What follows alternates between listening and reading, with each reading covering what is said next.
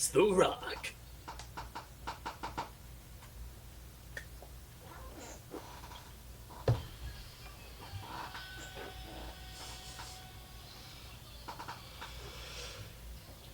Recording live from count them, two locations. I am Patrick, and today I am joined by the great Caesar, aka LCs. What's up, everybody? Yo, I'm rocking the top bun here because UNT is going to be on top after Friday night. You feel me? I do believe in the mean green. I think. Yeah, that should be fun. I was thinking about maybe going Friday to the USF game. I think I'm going to wait till Navy comes in. I don't know. I don't think Navy will be ranked. That's this fine. I think it should be fun to see them, and don't feel like going on Friday, I guess. Fair enough. I'm just saying, man. I don't think UNT has hosted a ranked team in decades. I told Bethke I'm trying to figure out the math for how Texas can have to come to Denton in round one of the playoff. That would be incredible. That would be my dream. I mean, yeah, because then you don't have to go far to catch a Texas game. It's literally the closest football stadium to me, I think. Unless the Argyle High School one is closer, it's probably a pretty narrow margin there, but that would be funny. But yeah, so this is second episode of the week. Me and Becky pretty much covered most of college football yesterday, a little bit of basketball and baseball stuff as well. Heard. But before we start on the meat of this one today, I did want to give you the floor to tell me you're about to start talking about it. So let me hear from you on what you got. Was it from the weekend? Oh yeah, listen, I'm gonna get on my little rants here about stuff outside of the podcast or sports. All right, first and foremost, we hear all the time about millennials and elder Gen Zs. It's not looking too hot for home ownership, okay? And just to give people an idea of my home situation, I live in a house, okay? And for all intents and purposes, I am not like the owner on the deed, but like my family owns this home, and it'll eventually just fall down to my brother and I. So in a sense, we are kind of like homeowners, but without the official title. It doesn't matter. What does matter is though it's a fucking scam. Let me tell you why it's a fucking scam, people. All right. Sure, you can say, "Oh, I own this house. All my hard work went into putting this roof over my head. It's mine and no one else's." One, not true. Okay. If you get behind on your property taxes, they'll just snatch that shit right from you. Okay. Even if you did pay that shit off. Next thing.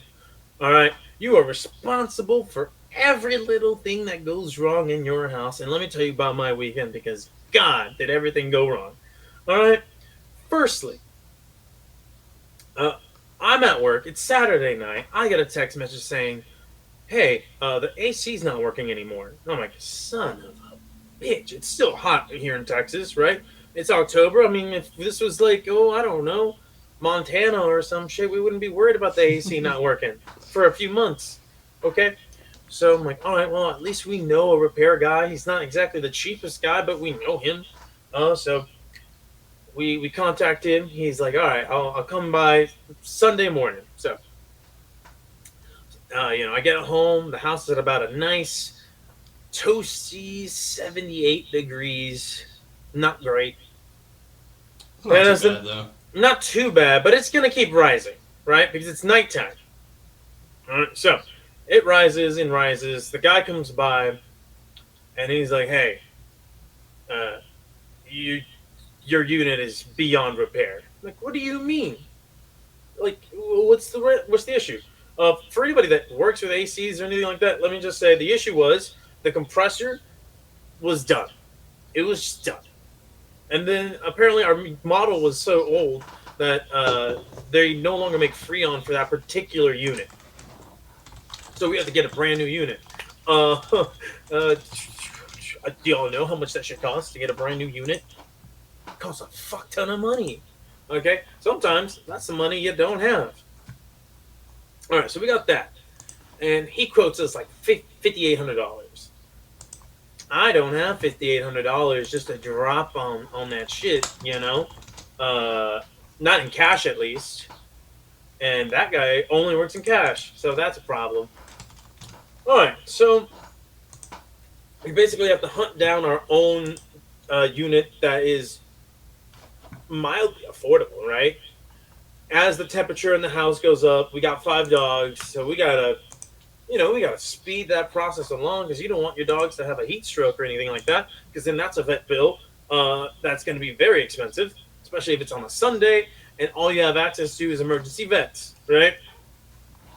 So we got that going on.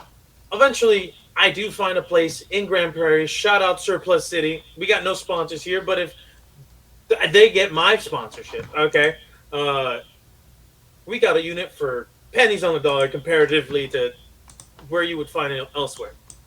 So now we got to find a guy to install.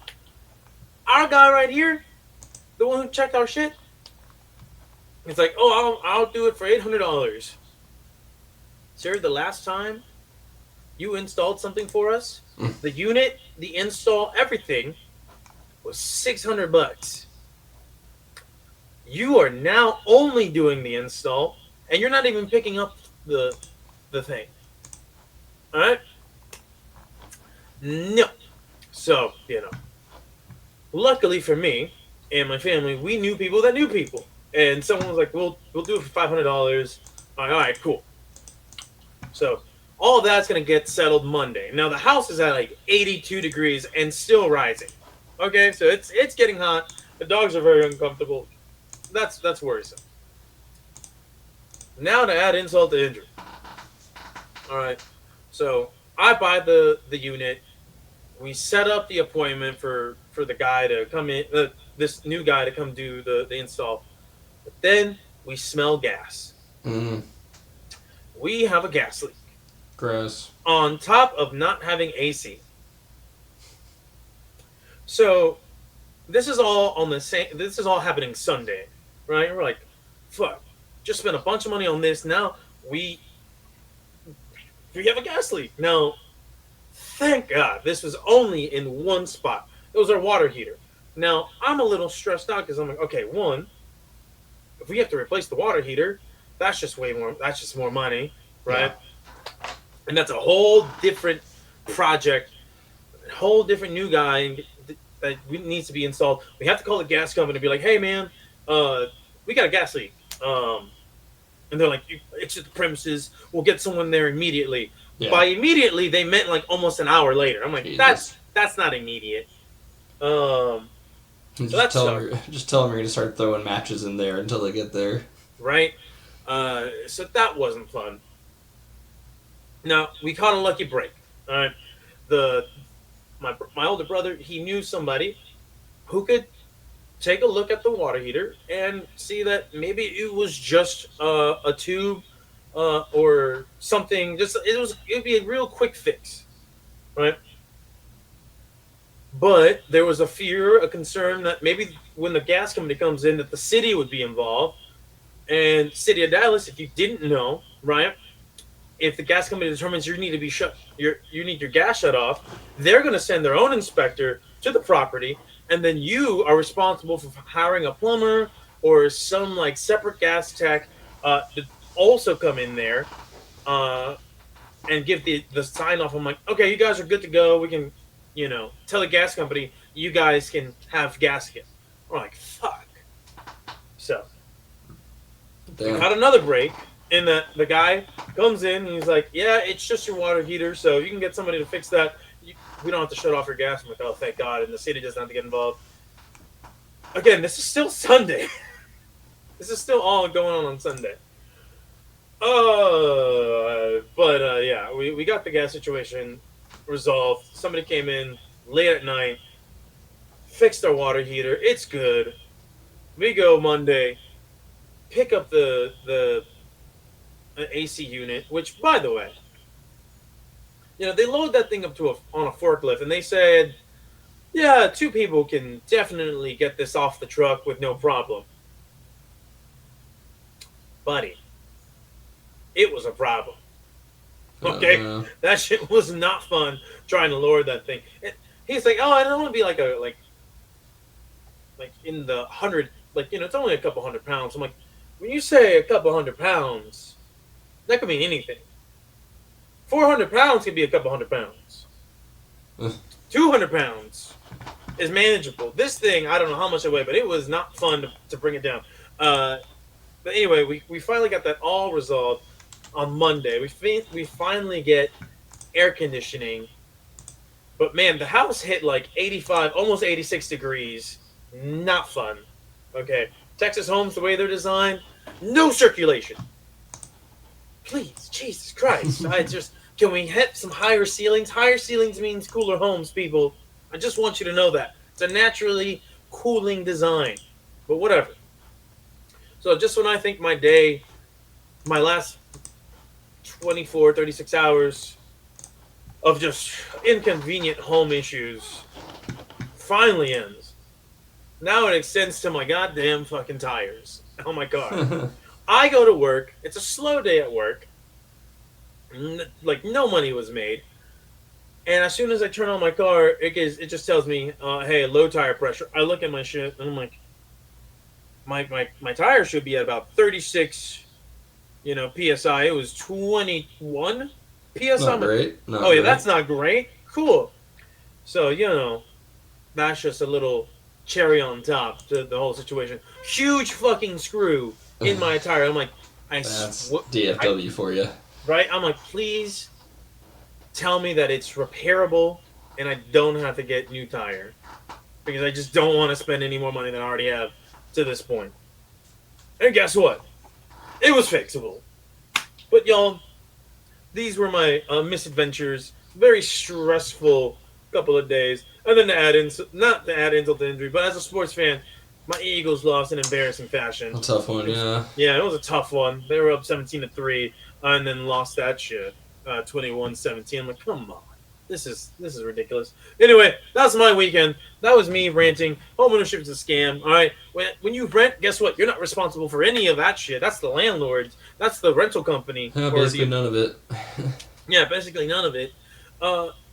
I'm just gonna say it right now. I wish I could be a renter over this, even though we don't. Definitely positives and negatives. Positives and negatives, but I have mixed up plus and minuses and positives and negatives there. Yeah, listen, I feel a little jaded right now. Listen, getting to the point where you don't have to pay a mortgage anymore, which is where we're at.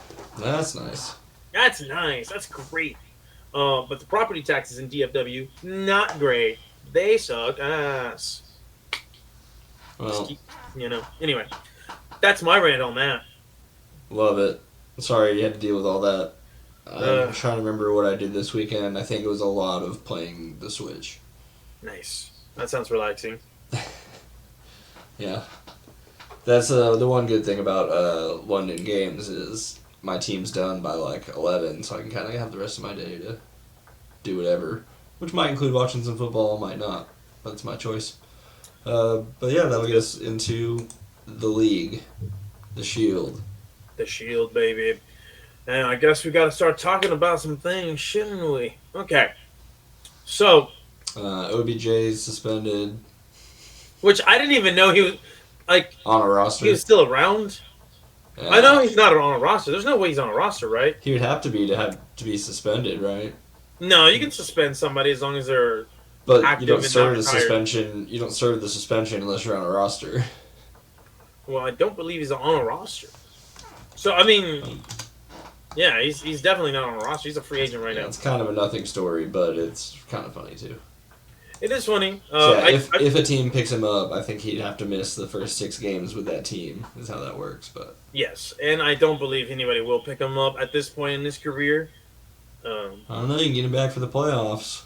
Listen, he's on the wrong side of 30. Chiefs might give him a run. And missing an ACL.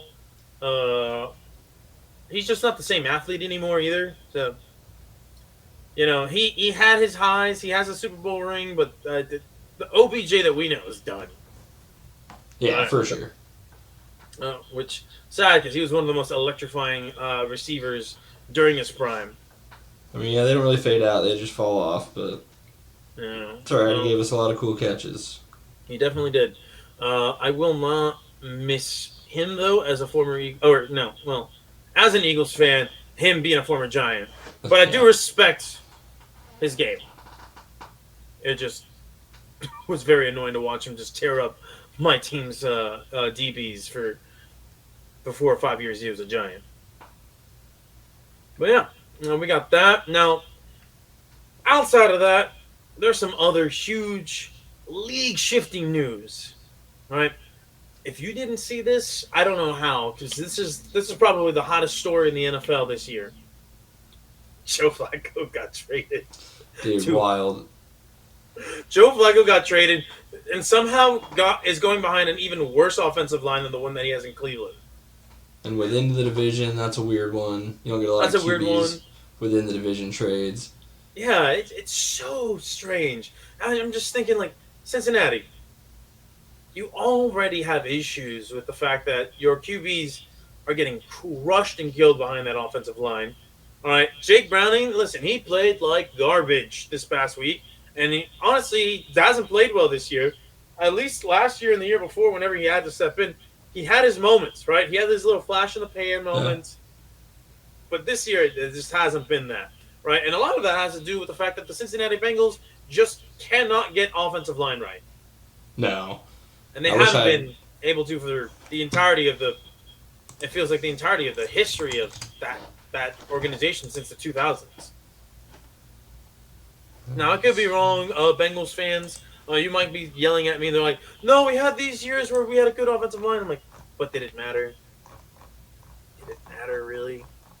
But yeah, it's very strange. Now, there is going to be some questions that result of this fallout, right? The first one is, on the Bengals side, why Joe Flacco? You're worried about Cheap. a quarterback that, cheap, yes, but also you're being killed by turnovers. This guy doesn't exactly take care of the ball, even at this stage in his career.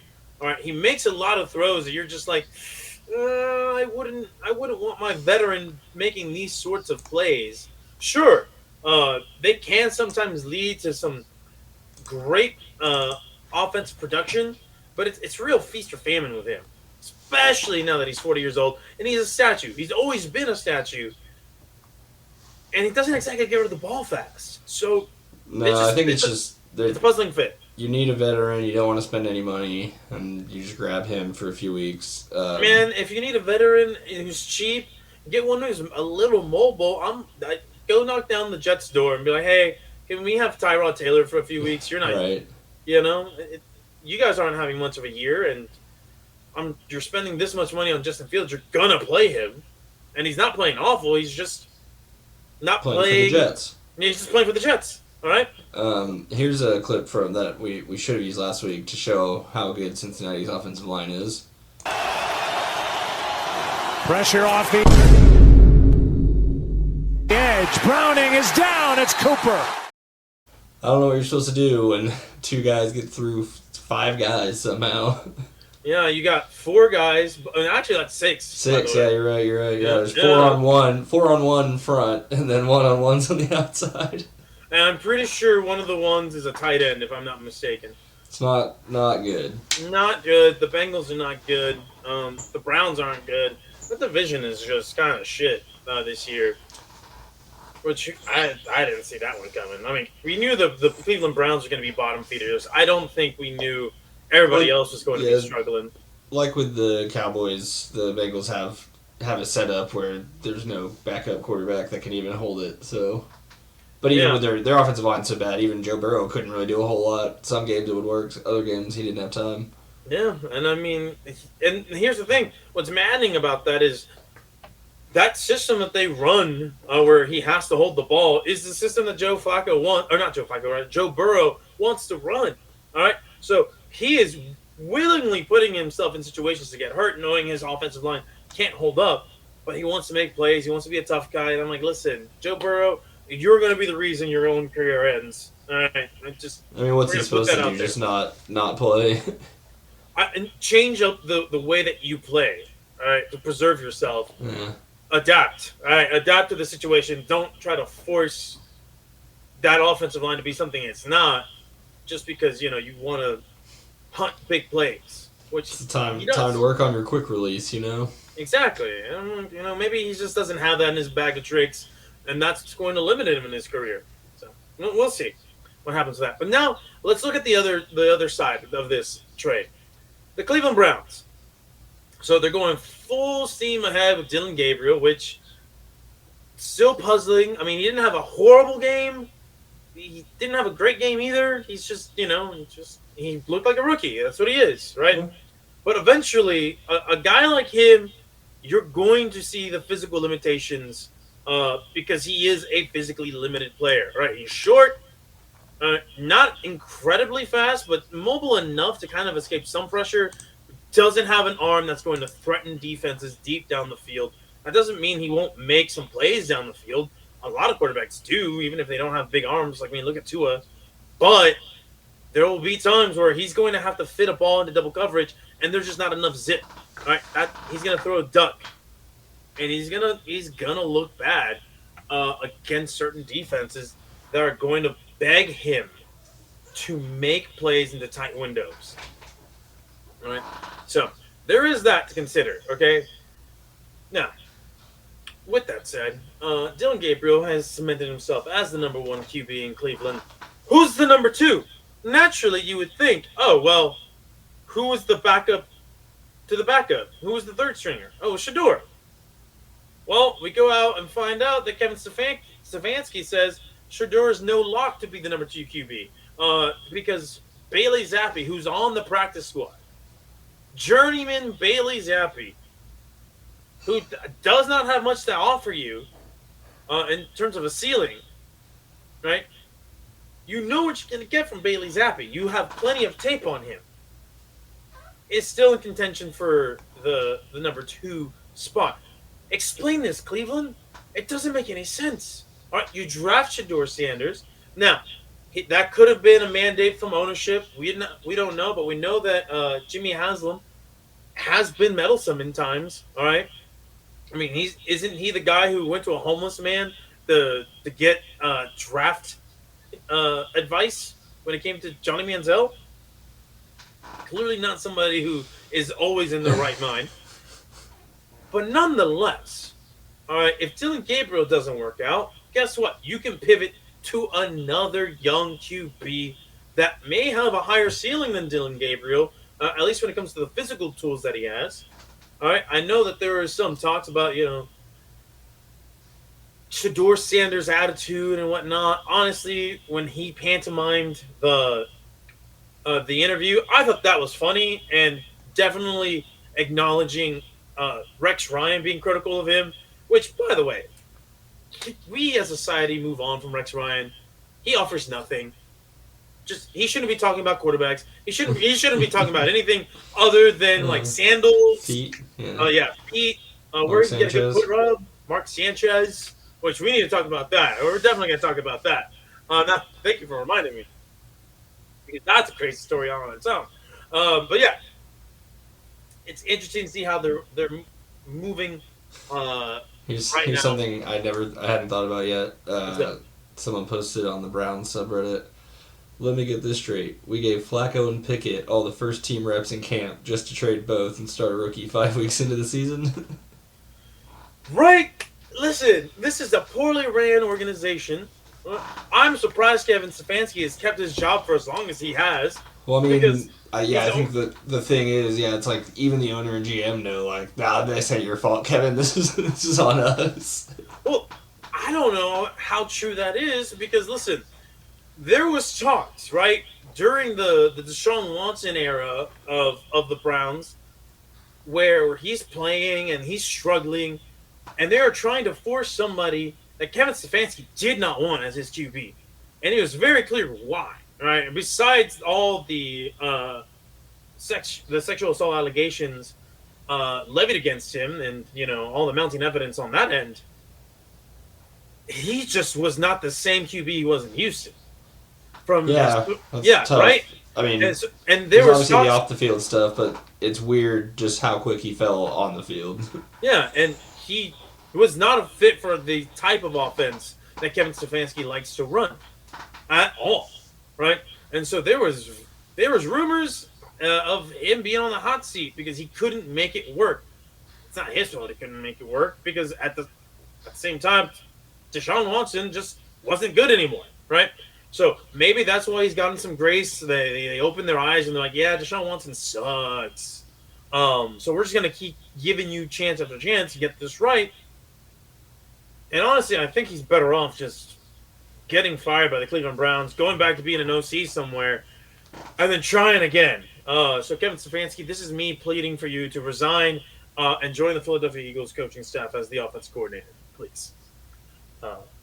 I'm begging. I saw what you did when you were in Minnesota. Please, please, come back to your roots because he's from that area, if I'm not mistaken.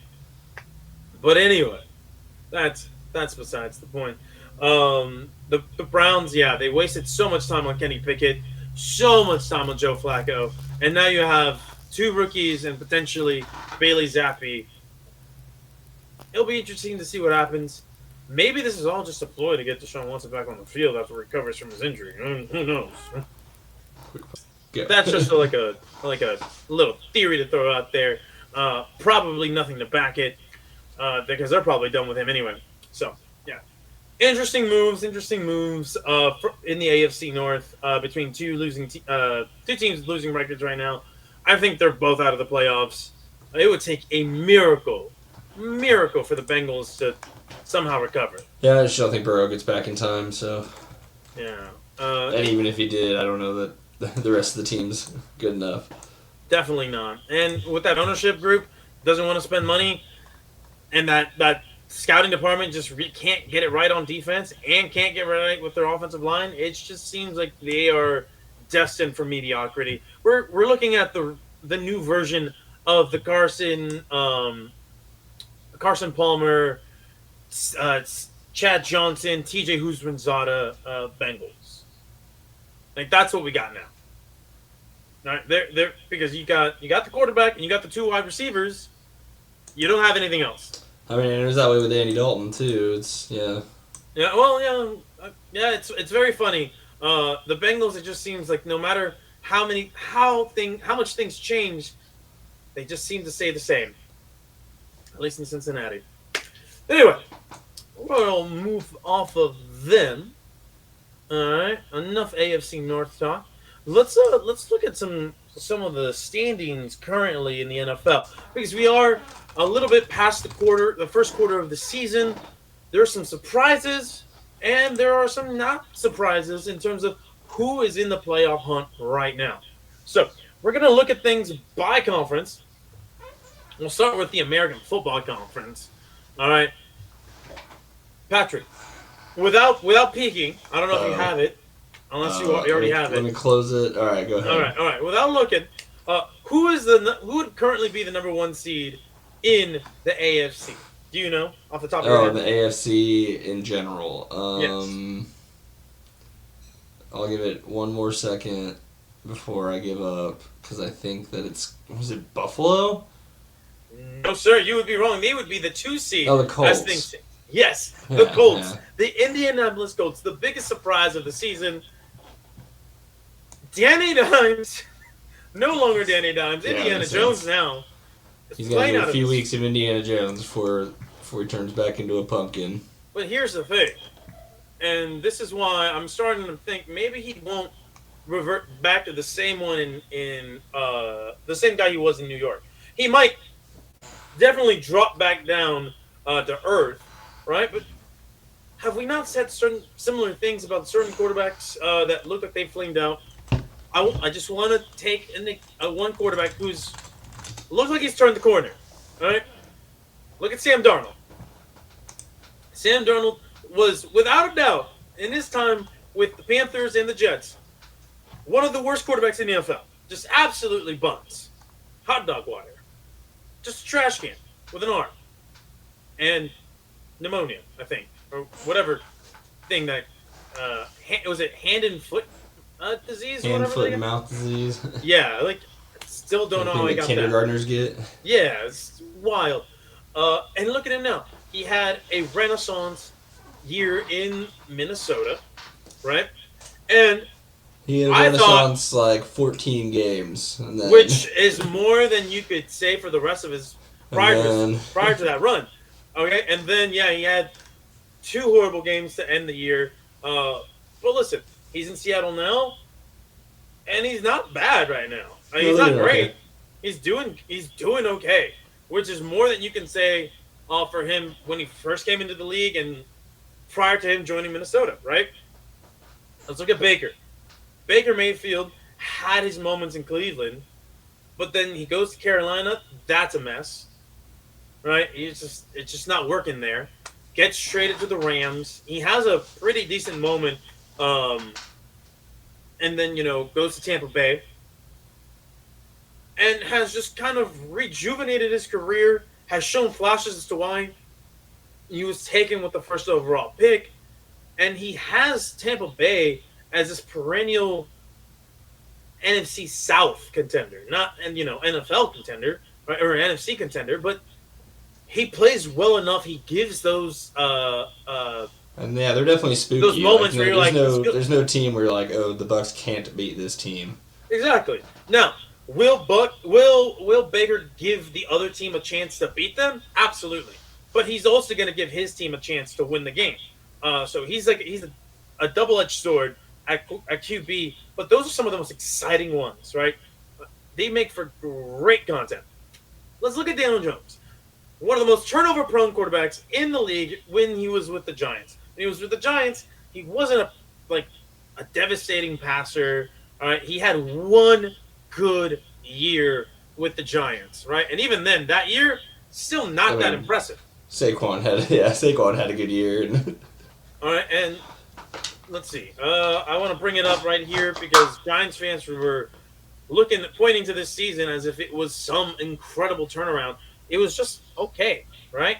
But okay was good enough for them. Could have got them into the playoffs where they got smoked by the Eagles. It happens. All right, but he went 3,200 yards, 15 touchdowns, 5 interceptions. He had 700 yards on the ground, career high.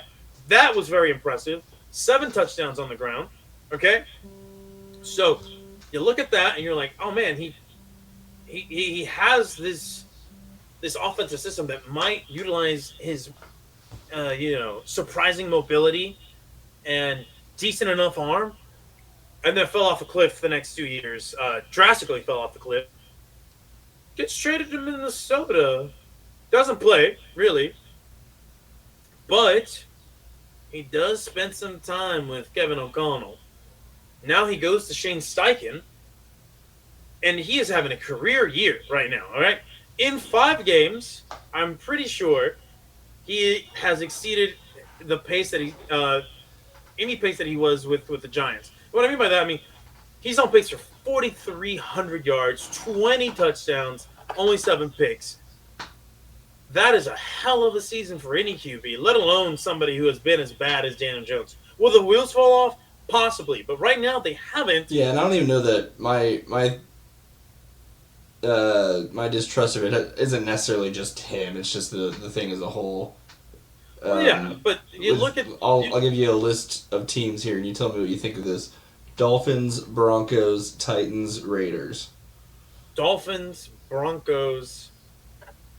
Who and who? Titans and Raiders. That's their wins, and those Yes. aren't. Yeah, so we'll see. I just think that once they start playing real teams, that we're gonna figure that out pretty quick. Then if we're doing this exercise, right, let's look at the rest of that schedule, because let's not forget one very important thing. All right, that division that they're in, it's a 2-team race, and it is not who we thought it was going to be.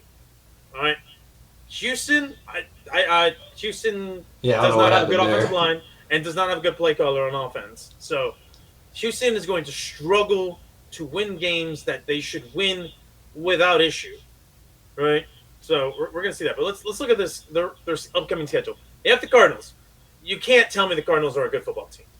They are a middling to near bottom feeder team. Like, this is a team that's going to constantly be in near the top 10 of the draft, towards at best 15. Right? Like that's where they're going to be at, roughly. So you have the Cardinals. The Chargers can you really be confident in the Chargers? Sure, the Chargers will have some great performances that make you think, yes, this is the Chargers team that we've been waiting for. And then they'll have performances where this is the Chargers team that we know and maybe love or begrudgingly love. They're hard to love. You have the Pittsburgh Steelers. Listen, I think Mike Tomlin has lost it as a head coach. It's not a world beater of a team. You have the Falcons. Come on. You look at the tough part of the schedule, and then yes, the back end of their schedule is difficult, right? After the bye week, you have Kansas City, you have your game against Jacksonville, you have Seattle, you have San Francisco, and Jacksonville again. However, I want to bring up 2 points in this. Seattle and San Francisco do not matter if they win or lose those games, simply because out-of-conference games do not hold as much weight. So you look at the in-conference games. I mean, Kansas City, yes, they're good, but they're not the Kansas City that the league feared, right? This is not a Kansas City team that you should fear. One that should be respected, but not feared. All right, Houston, you can't rely on them. Jacksonville, you might split that one. We don't know how real this Jacksonville team is right now. Same with the Colts. Yeah. Right? Same with the Colts. But if there's one thing that I've seen is that these teams this year, at least at this point in the season, have offensive identity, all right, and their quarterbacks are performing at a acceptable level for a playoff contender. And that's more than some teams can say right now. So, let's move on. Bills might end up being the 1 seed, right? I think it's just a matter of time before they overtake the Colts. Look at the Steelers.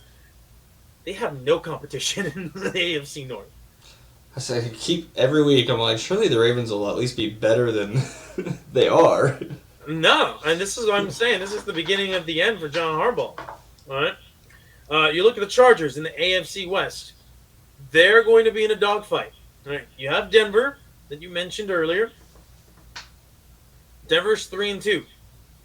You have the Chiefs. The Chiefs are 2-3 right now. Yes, but can you bank on them staying at a pace where they're going to have a losing record? Only if they really succumb to injuries. Well, the thing is they're getting healthier and getting getting Rice back as the year goes on. They're going to be stronger, likely, without any new injuries.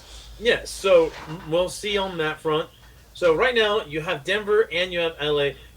I doubt the AFC West has 3 teams in the playoffs. One of them is going to miss the playoffs. So you have that, and then the wild card. It's now down, if I'm not mistaken, 7 teams now on each side, right? Yeah. So the Patriots are a sneaky okay team. All right, they don't have great weapons, but they have they have a culture changer, right? In Vrabel. Drake May looks like he might be the best QB from his draft class. Just saying. It looks like he is going to be a real difference maker for them. He elevates that team, and that's what you want. You want somebody who can elevate, and that is an average at best supporting cast, below average at worst. Okay, and we saw how bad they were before he played last year, and then they elevated. He elevated that team because he's so athletic, because he can make so many crazy window throws. The Patriots might be a sneaky good team.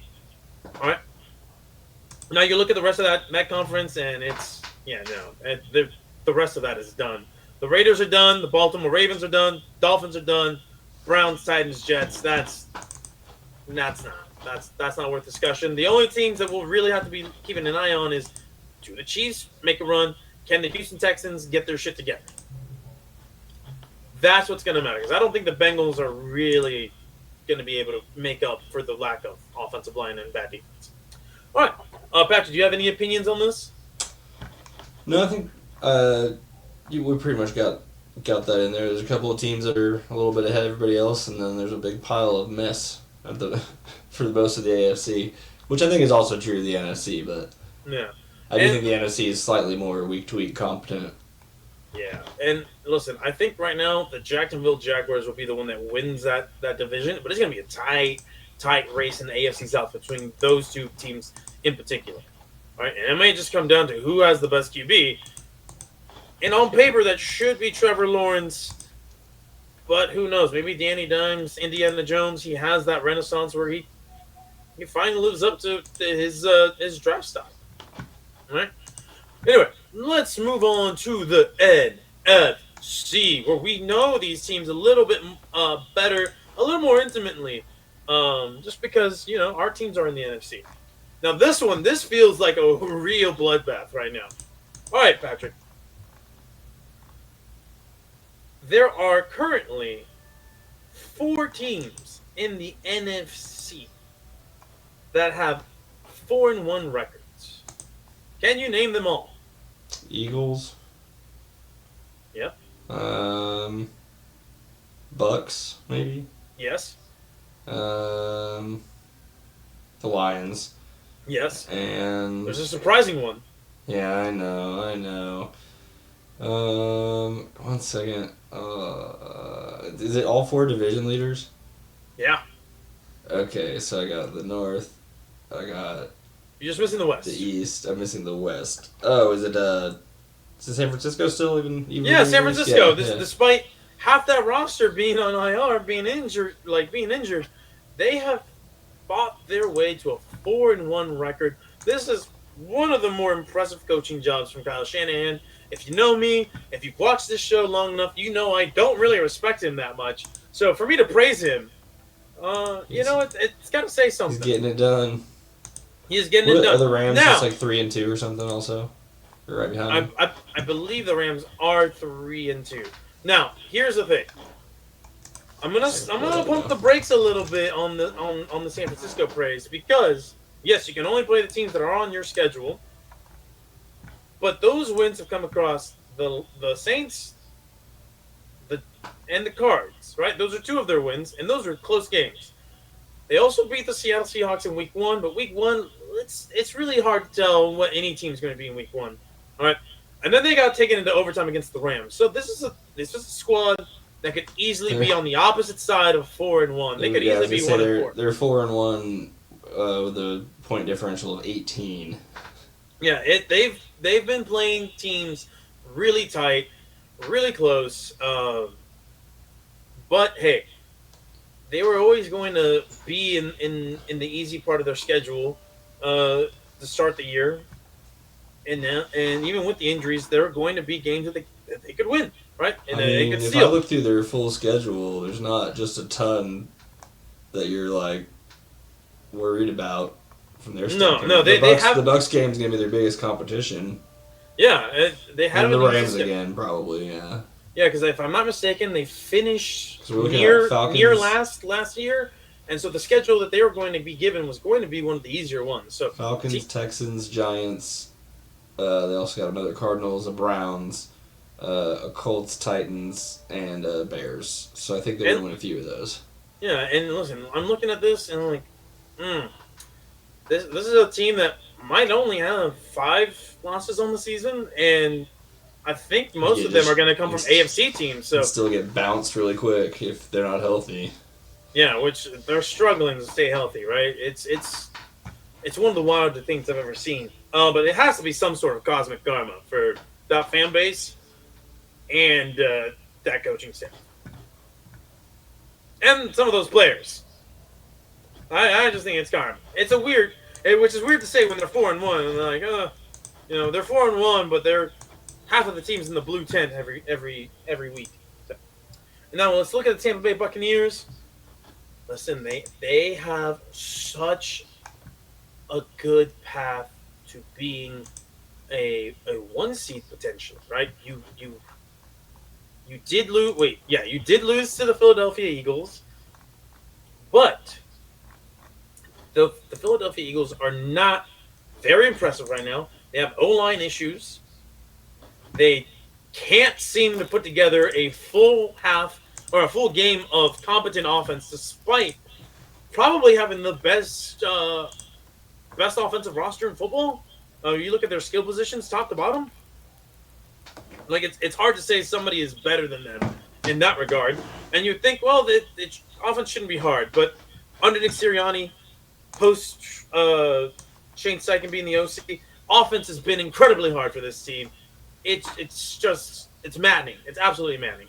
But anyway, let's look at the Tampa Bay Buccaneers. Okay, Tampa Bay Buccaneers, 4-1. Baker has been keeping this team afloat in some games, and in other games he has been money. Right now, they've played close in almost every single game. No, they've been close in every single game. Yeah. One score wins, one score loss. All right, 23-20 against the Falcons, 20-19 against the Houston Texans, 29-27 against the Jets. Those are three teams that are not that inspiring, right? Not very good. You play a team that on paper is good, and you lose 31-25, where you had a chance to win, right? Before a soul-crushing turnover and some just plays that couldn't be made. Then you have Seattle, who looks to be a pretty solid team. You know, they may not be world beaters, but they're not pushovers either. That one went to the wire, 38-35. Now you look at the rest of the schedule. You might get tested against the San Francisco 49ers. You're definitely going to get tested against the Detroit Lions. Then after that, you got the Saints. You have New England at home.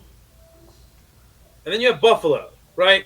That one might be entertaining, but AFC games, again, really don't matter in the grand scheme of things until it gets to the very end of tiebreakers. I mean, they don't matter. I was gonna say they don't matter until tiebreakers, but they matter if you're trying to get away from tiebreakers. Yeah, but you still want to add those wins. Yeah, but let's look at the end of their schedule: Cardinals, Saints, Falcons, 2 games against Carolina and Miami.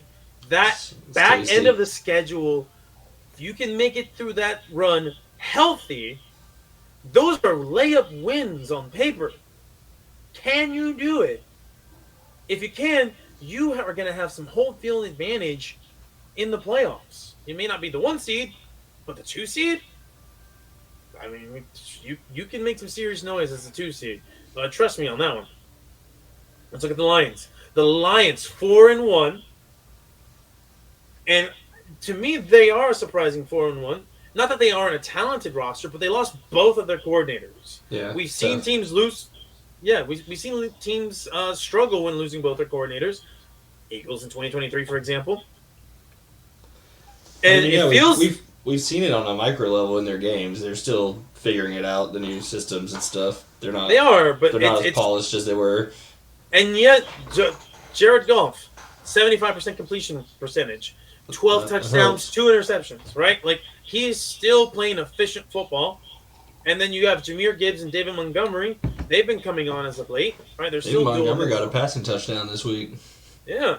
And so, listen, this is a team that can still make noise. And Dan Campbell, man, that team just believes in him. He believes in them. And you are seeing the benefits of that. And let's look at their schedule going forward. Okay, it's not an easy schedule. By any means. You have the Chiefs. You have the Bucs. You have a division game against Minnesota. We'll see who the quarterback is for them at that point. All right. But then you have games against Washington and at Philly. All right. 2 teams that were playoff teams the year before. You get a little bit of reprieve against the Giants, but then you have Green Bay. Dallas will be able to keep up with you offensively. Defensively is where you should have their number, but that's going to be a short week game for both teams. As that's a Thursday nighter. You got the Rams. You got the Steelers. They'll play tough. They may not win that game, but they'll play tough. And then, again, you end with Minnesota and Chicago. And we'll see who Minnesota becomes during this year as it progresses when, you have essentially a rookie QB waiting to play again. And then you have the vet backup who's been doing a serviceable job these last 2 games. But we'll see how they look. And I just don't think Chicago will be able to get anything on them. So they'll be struggling, or they'll be in some tough tough games as the year progresses. Green Bay is in the is in the 5 spot. I think that's where they're going to be for the most part. You got the Seahawks 3-2, the Vikings 3-2, the Commanders 3-2, the Rams 3-2.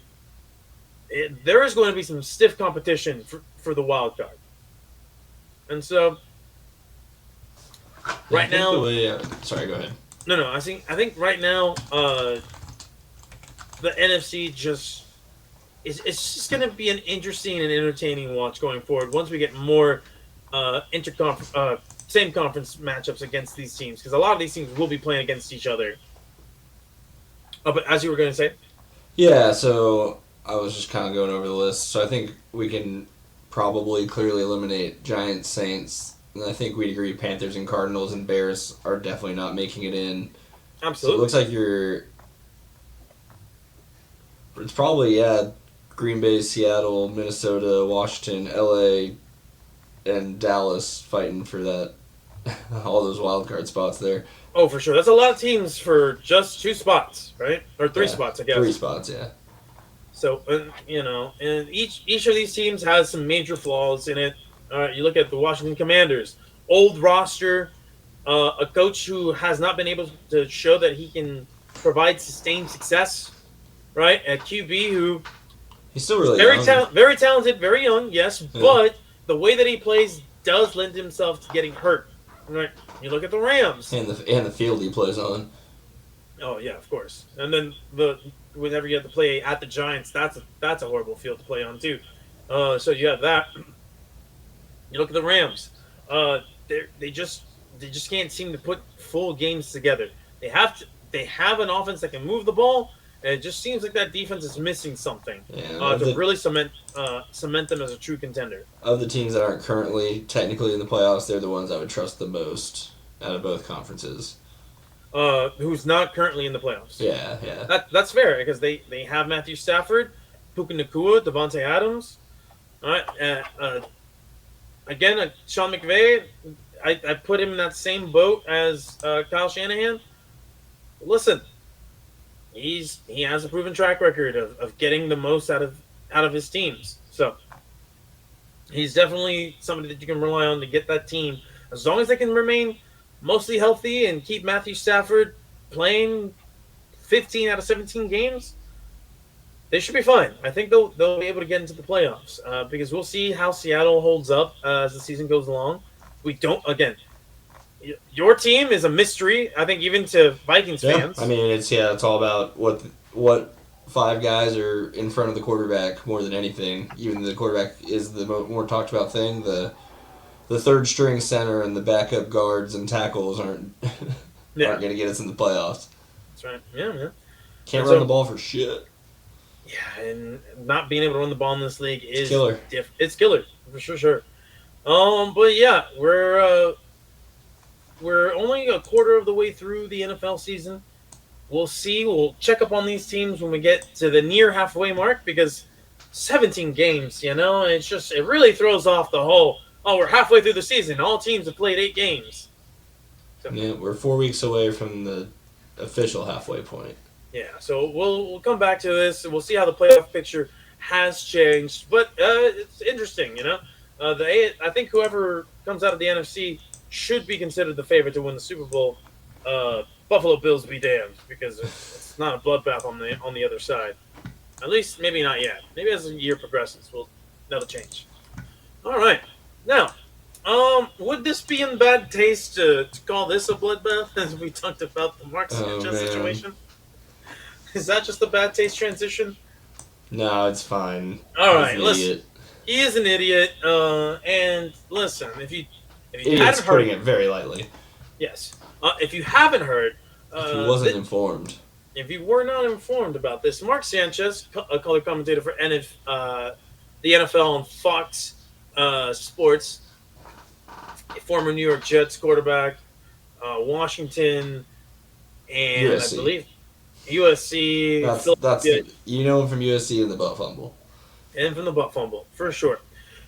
Listen, this man, we find out he gets stabbed and assaulted, or we hear that he's assaulted, stabbed, and in serious condition, and we're gonna think, oh shit, fuck, poor Mark Sanchez. But then, and this is by the way, Adam Schefter tweets out this, but he does not tweet out the following follow up. Is that redundant? Maybe, whatever. He does not follow up to say that Mark Sanchez got arrested in the hospital because he was the instigator in his own stabbing. So, Mark Sanchez over the weekend, under the influence of something, harasses a 69-year-old delivery driver. There's stories that he... I was gonna say, yeah, the important context of he's in an alleyway at like 1 a.m. running wind sprints. Yeah, outside of a Marriott, if I'm not mistaken. This delivery driver goes to pick up something, and Mark Sanchez is, from what I've heard, right, one of the stories that I've heard, basically goes over to the guy, says you can't park there, tries to get in the guy's vehicle. They get into a tussle. And by a tussle, I mean he is assaulting this older man. This man pepper sprays Mark Sanchez. It's like a 68, 69-year-old guy. 69-year-old man. And according to the reports, the 69-year-old man pepper sprays Mark Sanchez. Mark Sanchez powers through the pain to continue to try to assault this man. And then the man in self-defense stabs the ever-loving shit out of Mark Sanchez, which he should have, all right? And when the videos and the photos came out of the result of this, that old man is in a brace. Apparently, he got assaulted pretty badly, right? To the point where he had trouble. At that age, it doesn't take much to hurt yourself, and this is a not that long ago former professional athlete attacking you. So yeah, who's half your age, right? Yeah. So yeah, it's so stupid of Mark Sanchez. Like, Sad. what are you doing now? I've been scouring through the NFL internet streets, and I've seen some stuff that say that Mark Sanchez, it's hard to, it's not been corroborated, but word gets around, Mark Sanchez off the field is a pretty big scumbag, which I can believe, right? You don't just do this sort of thing randomly unless you're on like fucking bath salts or PCP or some shit, right? Which he might have been on. We don't know. We don't know. Definitely some kind of amphetamine based on 1 a.m. drunk doing wind sprints and then immediately starting a fight. Yeah. That feels like some cocaine or something up the nose or, Yeah, something that definitely altered his brain chemistry to the point where he beyond felt alcohol. Yeah. Beyond the normal, I guess, the normal expected behavioral reaction that you would get from just being drunk, right? Yeah, and he's always been kind of portrayed, at least on the internet, as kind of a douchebag, but we never knew that he was violent. Yeah. And you know what? Skip Bayless, he went on his platform and was like, oh, for all accounts, he's a great guy. I don't believe he's Skip Bayless at all. Well, OJ didn't murder me. Yeah, that's what I get from that. So anyway, Mark Sanchez, you're a fucking idiot, and you are going to be in jail for a very long time. Maybe. And if you don't go to jail, well, you're certainly going to be broke after this, all right? Because you're going to be sued for everything you're worth. Yeah, that guy had a lawsuit in within 24 hours. As he should have, right? And we're going to see who's going to front that bill, because it might be a lawsuit against Mark Sanchez. It might I'm sure whoever his... I don't know. The thing where, they name Fox because that's what you do, but I don't think there's any way where in that position you consider him in capacity of Fox as an employee. Maybe, but we'll see. We've seen dumber rulings in courts before. And so, yeah, Mark Sanchez ruined his life, ruined his career, and somehow, some way, did something. Did something. Fox News in 2 years, he'll be fine. Oh, he shouldn't be, but we'll see. Either way, he at least currently has ruined his career as an NFL commentator. Yeah, that's probably done. Yeah, which is one of the more cushy jobs that you can have in media. Like Tom Brenneman made a pretty bad mistake, obviously, and he's only now back on the CW. So I think assaulting a truck driver is probably going to get you a little bit longer of a ban from the profession. Absolutely. Yeah. But yeah, that's all there is on that. Patrick, I think it's time we move on from Mr. Butt Fumble Two. to the clips. Hit the music, buddy. Oh, man. I probably have it. One sec. Oh, it's over here. I forgot. Oh. I forgot where I had put it.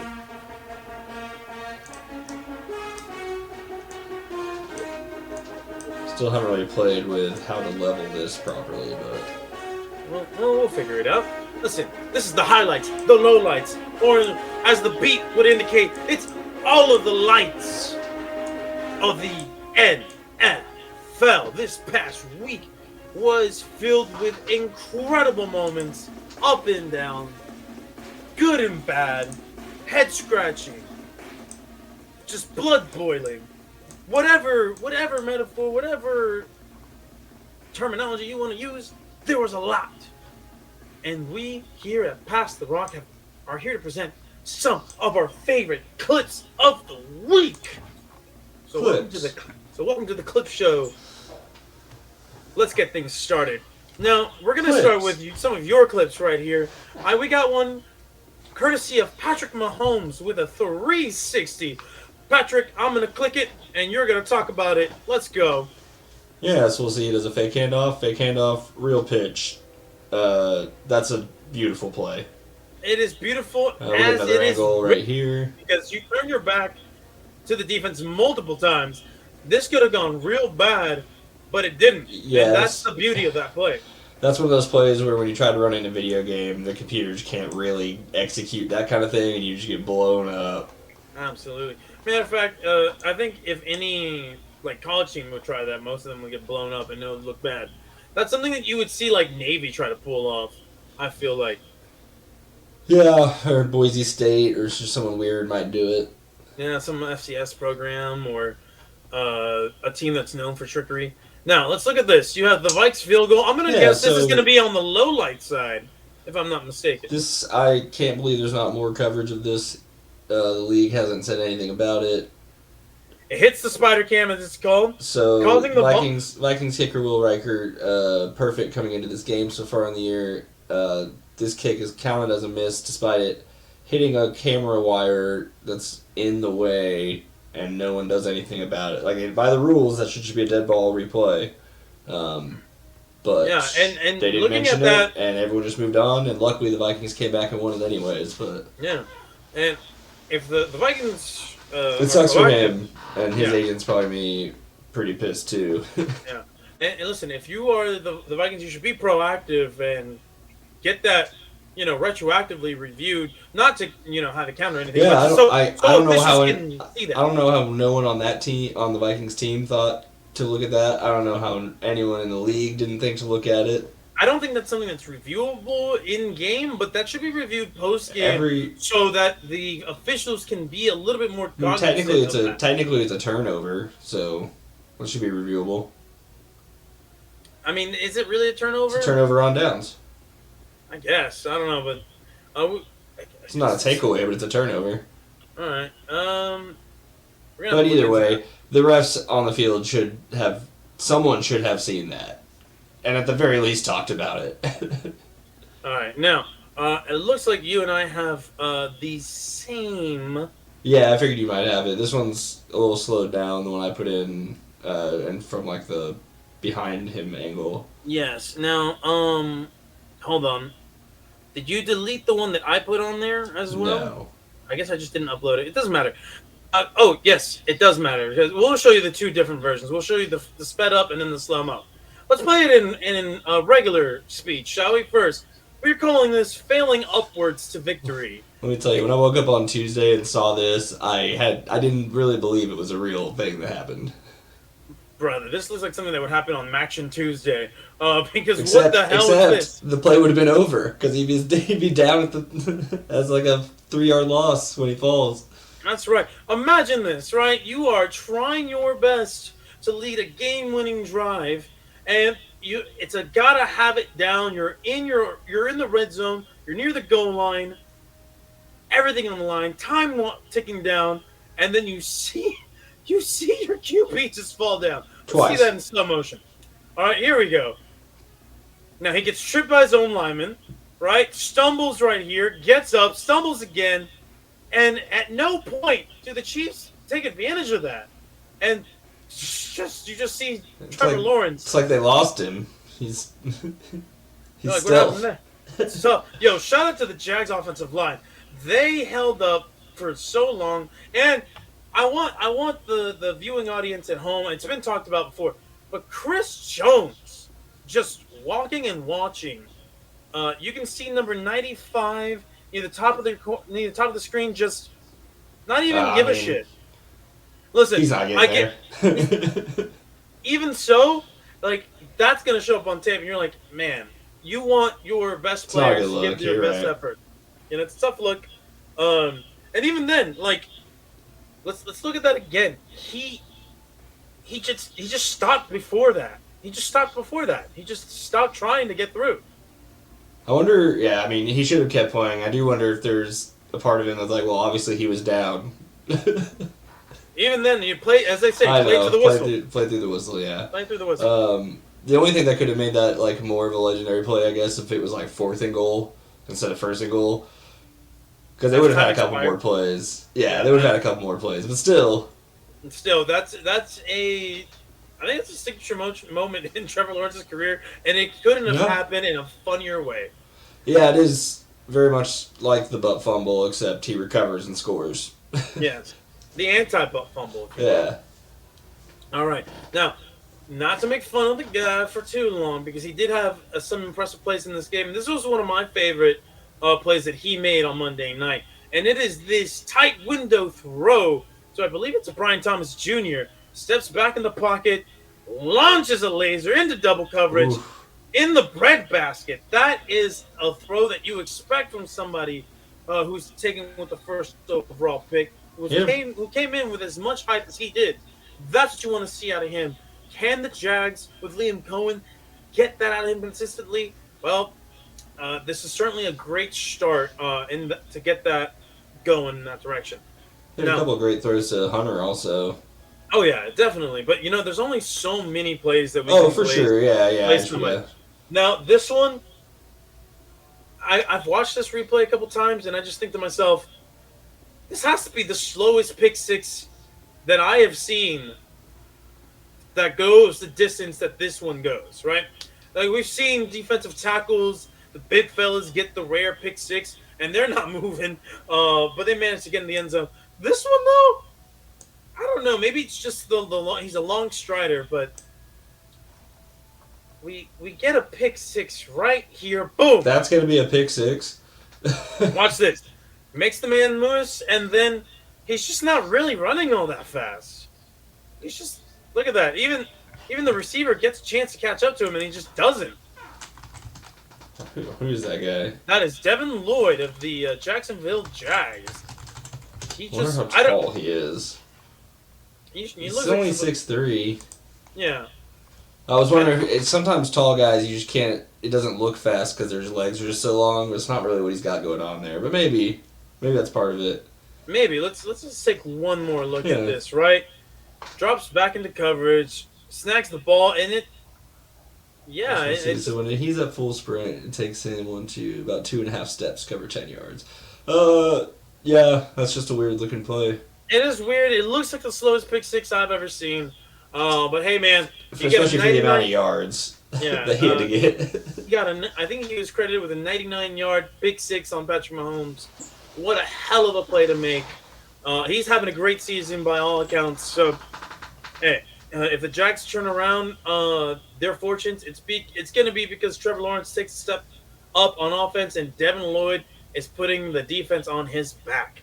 All right, now, here is a play from Drake May. I was being complimentary of him earlier.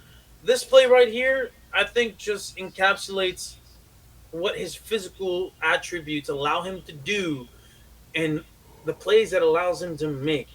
May stiff arms the defender, gets the ball out to Stephon Diggs, but he is dragging that defender a good distance before he falls down, right?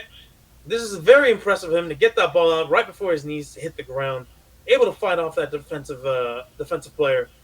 It does look cool, but I don't know if I love that decision. Definitely not, but you know what? It's also tough to see on the angle what he's yeah, on. yeah, It looked 45 like really. Stephon Diggs. 45 has no chance of getting that, so that's fine. Yeah. Now, this one right here, I've labeled the weirdest touchdown of the week, and it was.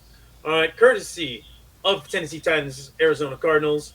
You have Cam Ward steps back to the throw, scrambles out of pressure, completes a pass to the defense, and then the defense fumbles the ball And then kicks it all the way into the end zone. for a Tennessee Titans touchdown. I'm pretty sure that pass is tipped also before it gets picked.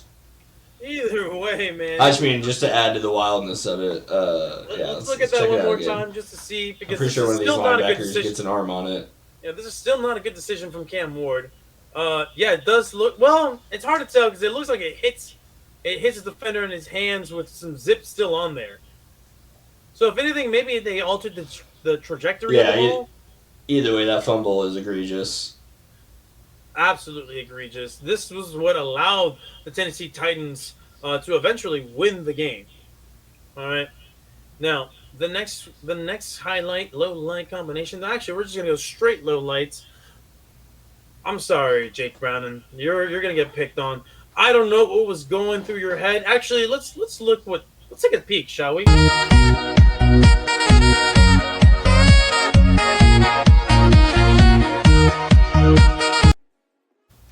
We have Jake Browning going back to pass, chucks that deep down the field for Jamar Chase into double coverage.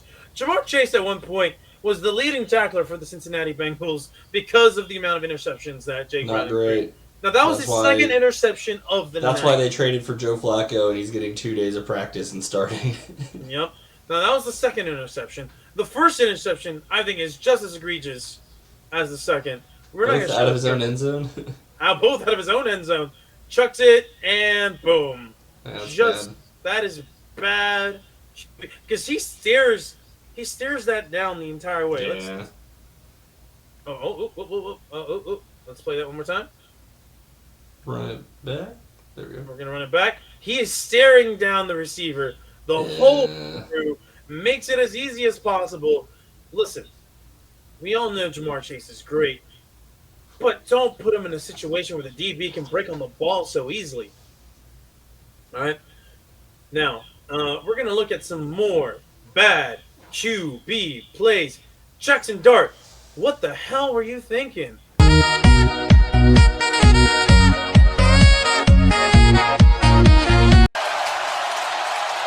Dart, pressure coming off the edge. He's on the move. Dart trying to keep it alive. Throws across his body deep, and it's picked off. Kool-Aid McKinstry. Kool-Aid.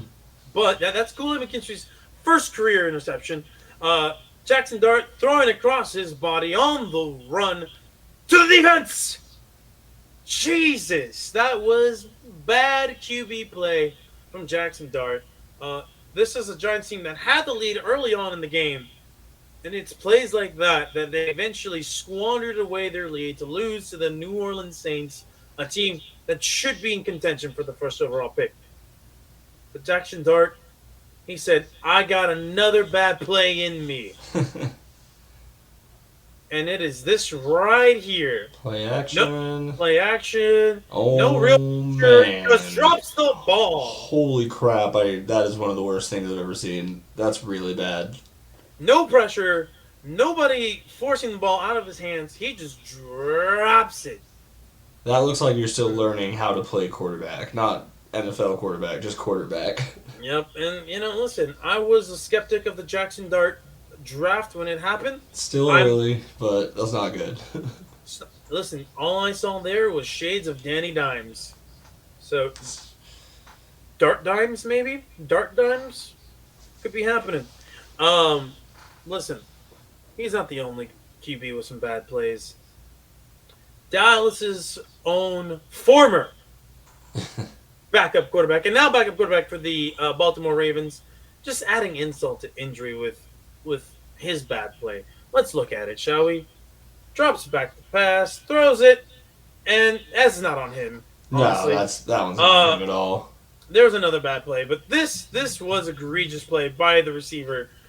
Let's look at this again. I think looking at the score tells you that he wasn't doing a lot of good that day. That wasn't a good throw though.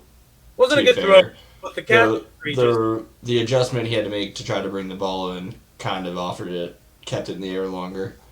Yeah, that was unfortunate interception. Sorry, Cooper. I thought in my head, yeah, you were at fault for that one. Still not a good throw. But he's not entirely clear on that one though. It's a pretty bad throw that led to it. So for sure. But when it hits you in the hands, you need to make that catch, right? All right, now hit him in the hands. Boom, boom. Just I mean, hit him in the hands, but it's like he's falling away from it. It's below his waist. You know, like I don't know. I'm gonna say it's 60-40 on the tight end. Yeah, that's fair. Now let's finish things off with some positive play, right? This almost brings a tear to my eye. This guy used to QB for my team, and in 2017 he played some of the best football Philadelphia Eagles have ever seen. All right, he was on pace to win the MVP before tearing his ACL. He was definitely, in that season at least, the best quarterback from his draft class. And without him, we don't win a Super Bowl. It's Clutch Carson. And a play that he loves to run. Let's just watch this game-winning touchdown pass from Carson Wentz. Drops back the pass, throws over the shoulder to Jordan Addison, makes the play. Oh my goodness! Jordan Addison, who had to serve a shadow suspension for the first quarter of the game that we're not entirely sure what happened yet. I'm sure that'll come out later in the year. But Carson you assume Wentz, it's a curfew thing in London, but this is a vintage Carson Wentz play right here. Just absolute beauty of a ball to Jordan Addison for the win. Ah, man, that made me feel very nostalgic for a time where I really believed in him. And listen, he's been fine. He's a really good backup. Especially when he has Addison and Jefferson. Yes. Oh, and Kevin O'Connell, yeah. And Kevin O'Connell, right? Somebody who can help limit his faults as a QB. And lastly, this is not a highlight per se, but I just love creativity from the NFL internet community. All right, because this is the unusual suspects, as I'm calling it, and the unusual suspects of the playoff hunt. Day and night. I toss and turn, I keep stressing my mind. I look for peace, but see, I don't attain.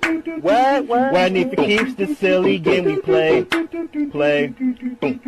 Now look at this. Man, it's the magnet keeps attracting me. I try to run, but see, I'm not that fast. I think I'm first, but surely finish last.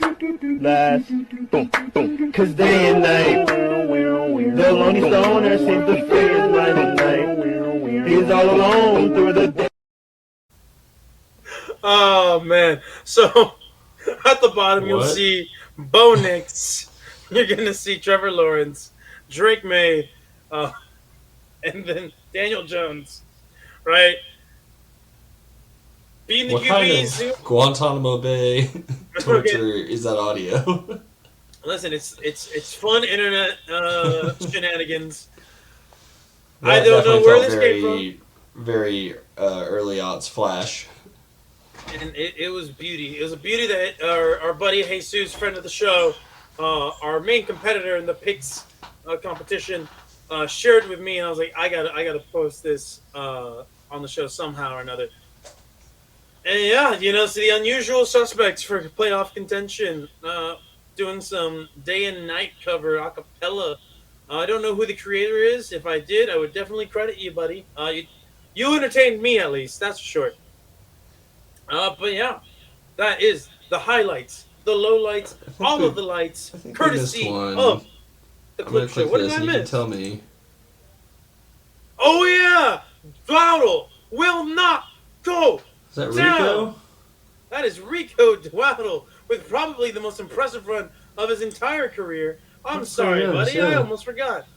Thank you 1, for 2, catching 3, that. 4, 5, 6, 7. Took 7 guys to eventually get him down. Hell of a play, hell of a run. But unfortunately, you were kind of an afterthought on in this exercise, like your team's kind of an afterthought. But I do apologize. That was a hell of a run. You go, Rico. You go. All right. With that Way to go, Rico. Way to go, Rico. That concludes that. So, but I think it's time now that we do our picks look-in. How are we looking? I'm going to preface this by saying I had the worst week any of us have ever had at this. Things aren't going great after this week. I'm hoping we pick things back nobody up. Week this week. We're having a tough season. Tough season, but you know what? You see me there at the You've top. pulled ahead of both me and Bethke so far. You're a game up on Bethke, 2 up on me now. Which is really funny considering You're in a 3-way tie for first you 6 and 8 this week. Yes, and courtesy of the Indianapolis Colts and Jacksonville Jaguars. See, I see the vision. I see the vision. Now, the Seahawks, I don't know what I was thinking there. I don't know what you guys were thinking picking the fucking Ravens. I really don't. That's inexcusable in my opinion. Why would I pick Houston? Why would you pick a Cooper Rush-led team that was struggling with Lamar Jackson? They couldn't win with Lamar Jackson. Who makes you think they're going to win with Cooper Rush? I don't know. See? I'll trust the Ravens over the Texans 99 out of 100 No, times. not now. Not now. That does not apply. Now, look at that. They've been terrible all year long. They have been, that's true. All right, at least the Houston Texans flashed competency. The Ravens have not really done that. You look at the Raiders. I don't know why you guys picked the Raiders. They just not shown any reason for you to give them the benefit of the doubt over the Colts. Like I was flabbergasted, and this is why Jesus is pulling ahead, 11-7 in unique picks. To be fair, he only got a point on one of those games because he also picked Baltimore. Which again, maddening, and that helped me. It's helping me close the gap between him. But he did gain an extra game on us this week because of the Colts Raiders game, and he's the only one who got the Panthers Dolphins game correct. Which that is a Hail Mary because it was looking like the Dolphins were going to win that one until they just blew that away.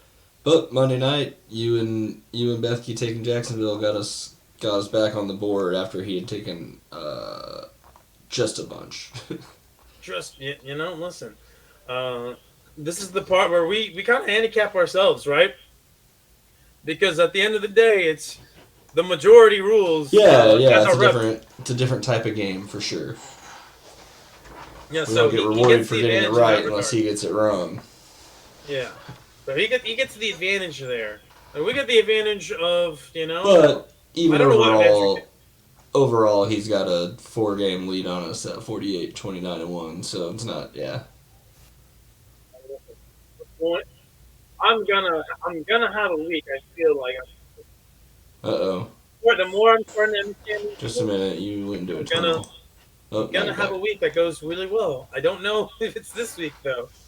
Well, again, I went 4-10, and that's the worst any of us have done by a long shot. So I can't imagine that's gonna repeat. I see some head scratching picks again from you guys. Arizona over Indianapolis at Indianapolis. That's a head scratcher in my opinion. You guys both have the Jets over the Denver Broncos. I don't know what both those teams aren't good. I don't know what you want from me. What do you mean? What do you mean that the Colts aren't good? They're 4-1. No, I meant the Jets and Broncos. The Jets are winless, and the Broncos have one of the best defenses in the league. They're not a good team. I don't know, who is Justin Fields gonna throw to when Patrick Surtain, reigning Defensive Player of the Year, is going to blanket Garrett Wilson. Yeah, man. They just sacked Jalen Hurts 6 times. You only got 2 more wins than me. I don't think I'm gonna. I don't think you got a whole lot of. Listen, I get that, but most of my losses have come from like risky bets. A lot of my wins come from like, yeah, this feels surefire, and I'm looking at this. I'm like, this is a surefire win for the Broncos unless Bo Nix gets hurt. You're picking Cleveland over Pittsburgh. That's I don't know if I am. These also aren't. Yeah, I mean, these aren't necessarily locked in for the day. These are just this is my first draft at least. Most won't change. I'm just confused about the Pittsburgh thing, but Cleveland is really bad. But their defense is good, which they could score some points on defense. You should apply that same logic to the Broncos and Jets. That's all I'm saying. Yeah, I mean, I would say just like that, they're both bad teams, and so you're just picking which team's gonna win that one day. All right, and then also just the Broncos have a better coaching staff. I look at you and I are both on Team Green Bay. Becky with the hate. He's just throwing picks away there. Same with the Thursday night game. And you know what? Although I don't know, you guys just lost to Denver. Maybe the Giants could get one on you too. Who knows, right? You got that. We're all in agreement with New England beating the Saints. I think so. Yeah, I just don't. I can't imagine I'll pick the Saints any time this year.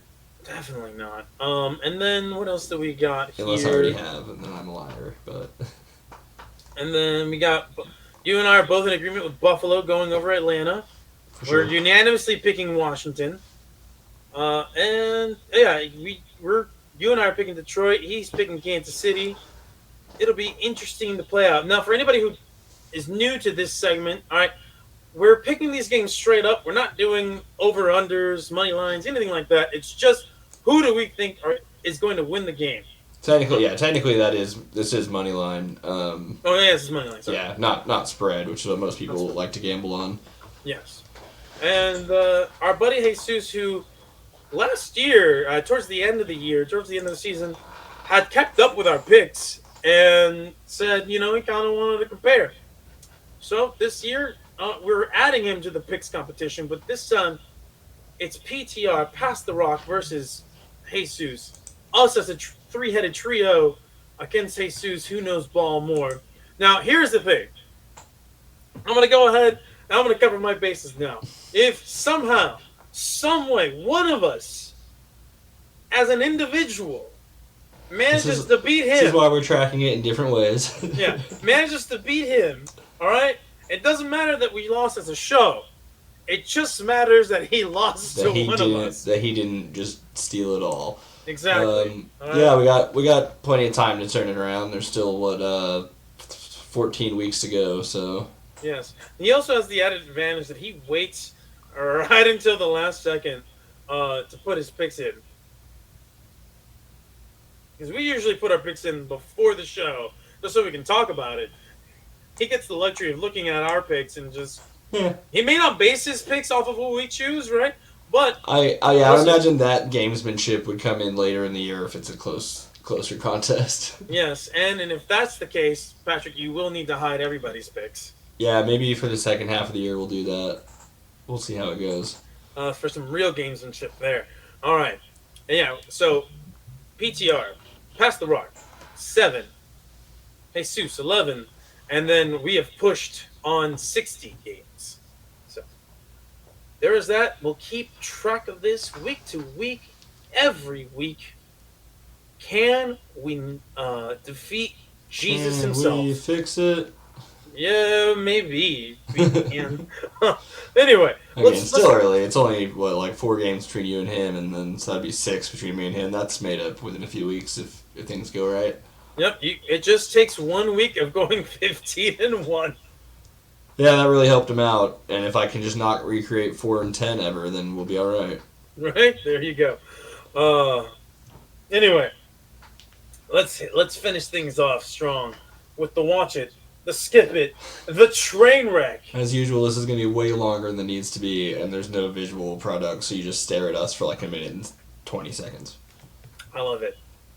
Hit the music. I can hear it. You can't hear it? Were you able to hear the intro song when we first started? No. That means it's not going to be in the recording.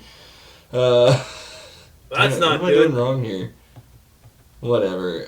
I mean, you usually have a third feed here on our screen, and here on the No, I don't screen that usually we play see. it. I usually don't play it off of that. It's okay. I think something I did when I updated my mixing board screwed us, but it's alright because I have the file here. I can put it in this way. Oh, this is just not worth it, but now we're already this far in. You say it's not worth it, but Becky and I get a lot of entertainment from this. And you weren't able to hear when I did Bluetooth earlier either. So, what do I do here? Now, this is the beauty I might just of... save. This one's probably just gonna get saved for next week, and I'll do.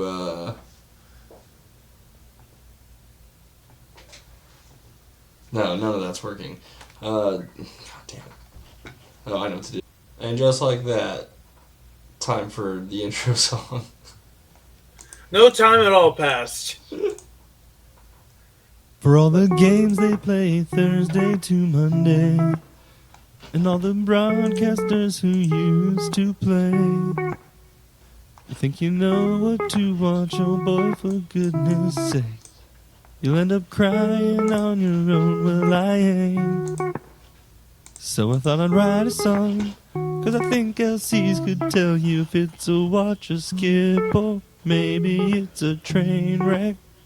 And buddy, I'll be turning on the games that Caesar's told me won't leave me so bored. Oh please just don't say the Panthers. My schedule is tight, so I can't watch every game. And I never like to watch the ones that are lame. And I've been so caught up in my job, didn't see which games are on, but now I know I should just listen to LC's, 'cause if you like to watch football all day, oh buddy, you should listen to LC's. And if you think you know more than him, well buddy, you should go and fuck yourself. Go fuck yourself. Was it worth it? I don't That think was so worth it. That do was you- so worth Games they it. play That was so Thursday It just to beautiful. loops. It Monday. loops. Oh god, don't loop. Okay. Yeah, can you believe Oh. I managed to get Justin Bieber to sing that for us? That was incredible, man. Let's see. You say it's not worth it, but each time you do it, it gets just a little better each time.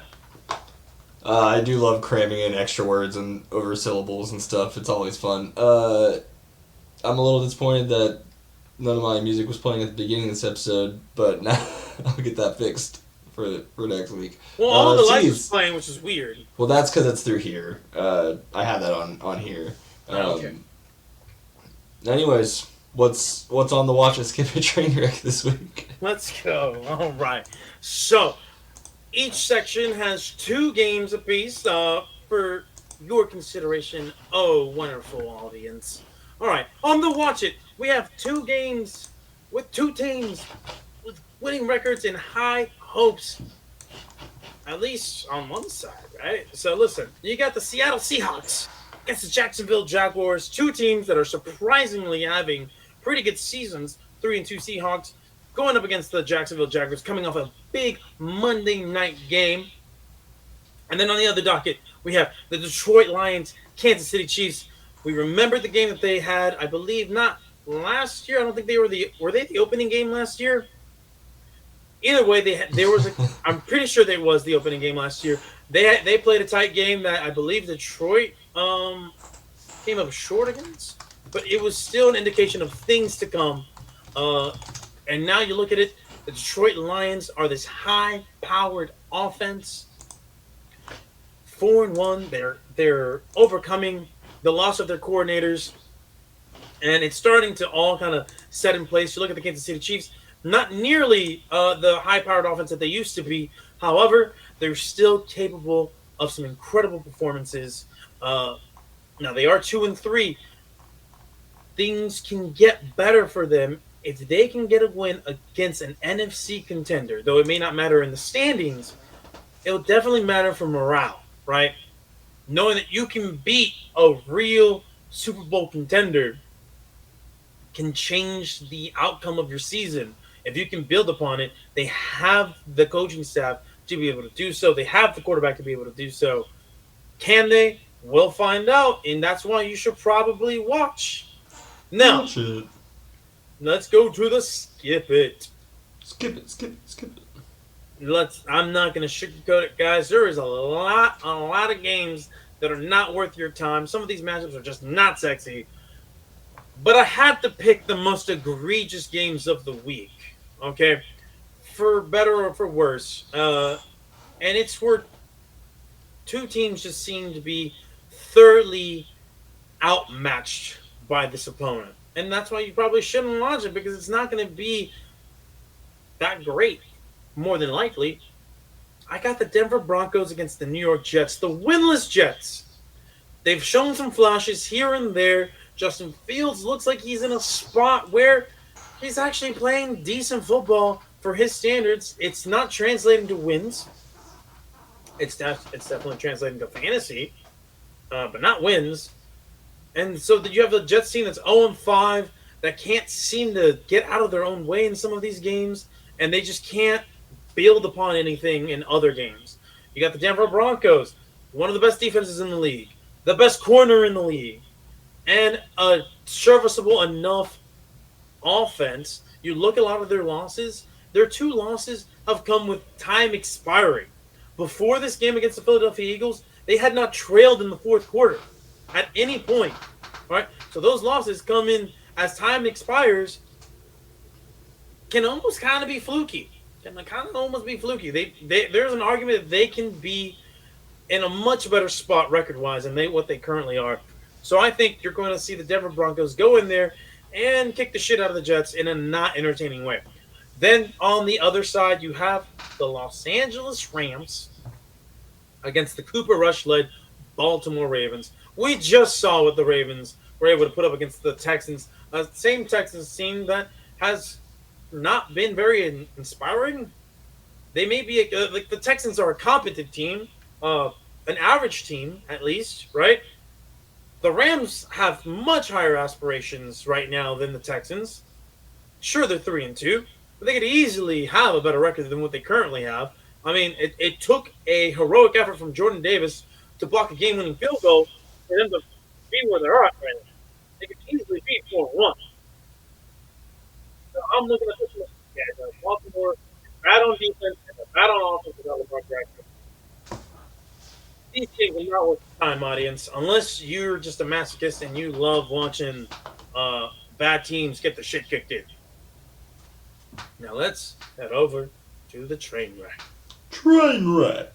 Now with the train wreck, there is a lot of reasons that one can call a game a train wreck. Okay, it could be that both teams could be so spectacularly bad that it creates this unescapable vacuum of I can't help but watch this game, right? It's like watching an empty car get caught on the tracks and a train is coming with nothing to stop it. All right. Now, it could also just be that you have some QBs who are gunslingers, prone to interceptions, prone to fumbling. Their teams may be good, but they're kind of holding the whole operation back, and, well, anything can happen in that regard. Or maybe it's a Thursday night game at MetLife Field, a field that has taken the ACLs and the Achilles and the souls of many players. So with that said, what do I have for the train wreck? Tennessee, Las Vegas, two teams that are really bad. Cam Ward, an absolutely wild QB to watch in his rookie season, making throws that he shouldn't be making, both good and bad, mind you.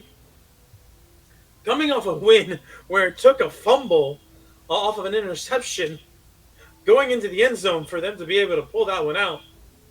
You have the Las Vegas Raiders. Geno Smith is struggling right behind a bad offensive line, doesn't have a great supporting cast, is forcing some tight window throws that are just not going his way this year.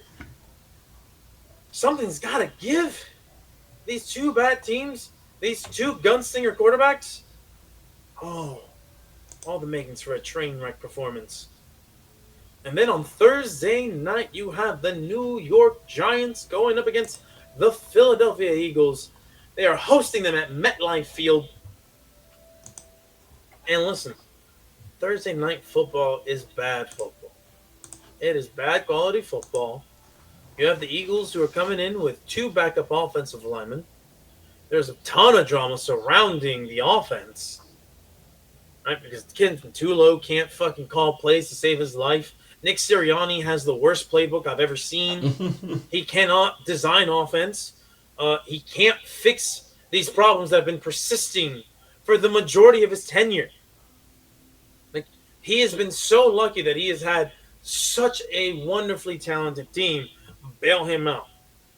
He has established a good culture, don't get me wrong, but outside of that, I don't know what else he seems to offer. I don't think anybody knows what he has to offer, but I do know what he doesn't offer, and that is a creative offensive mind. Maddening guy. And so, you look at this, you have the Giants with Jackson Dart, who just some baffling turnovers in this game against the Saints. Cam Scatabo, who eats crayons and throws his head into defenders like he has nothing to live for. And then the Eagles, who just can't get it right on offense and have coming in with a banged up offensive line. No rest for either team. Something's got to give. This game is going to be a mess. It's going to be a train wreck. So, with that said, Patrick, do you have anything else to offer, or would you like to make the definitive decision on which game should be the most must-watch, the most skipped, and the most train wreck worthy? Man. I remember when I was going through to make my picks this week, I didn't feel like there was any must-watches just overall. I think Bengals-Packers almost is a must-watch just because it's like, could be, the same reason it could be a train wreck. Just because you got a quarterback who's just joined the team 36 hours ago who's going to be taking the field. See, I thought about that for a train wreck. For a chance to beat the Packers for the second time this year with a second team, that would be fun. Yeah, I don't know. I don't even want to say any of these games are must-watch. I guess you got to say Lions-Chiefs, right?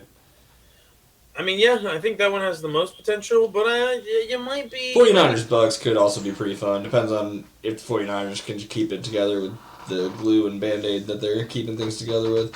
Which, I don't know if they can, because you got Mac Jones who got hurt on Thursday Night Football. Brock Purdy's not going to be in this game either.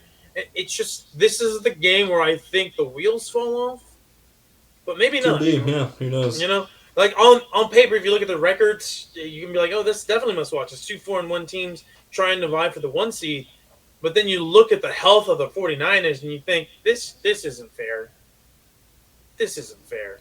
But yeah, that would be my B pick if I had to pick a B pick, because I don't think the rest of them are even worth it. I think most of these are pretty much all skips or train wrecks. But I will say a special shout out to Titans Raiders, because that could be the biggest train wreck in a while. Just because Cam Ward's shown some good flashes, but he's also still really young and can make some silly decisions that could be entertaining for a neutral fan like myself.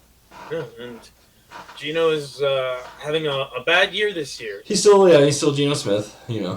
Which, hold on. I want to push back on that, because the Geno Smith, it's like, oh, that's Geno Smith. That was from his time with the Jets, but he showed in Seattle that he's not that same guy.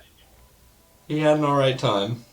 A little bit more than all right, man. I think you're underselling how much of a leap he made in his ability to be a good QB. I mean, yeah, if you're comparing it to himself, sure, yes.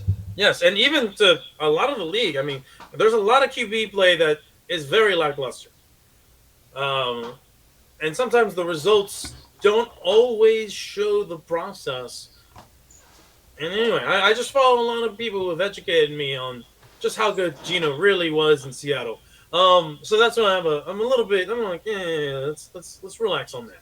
But anyway, he's having a bad year. This does kind of remind me of the earlier years of Geno. I mean, yeah, he's not young anymore, so he's not young anymore, and he's not playing behind a very good offense right now either. Yeah.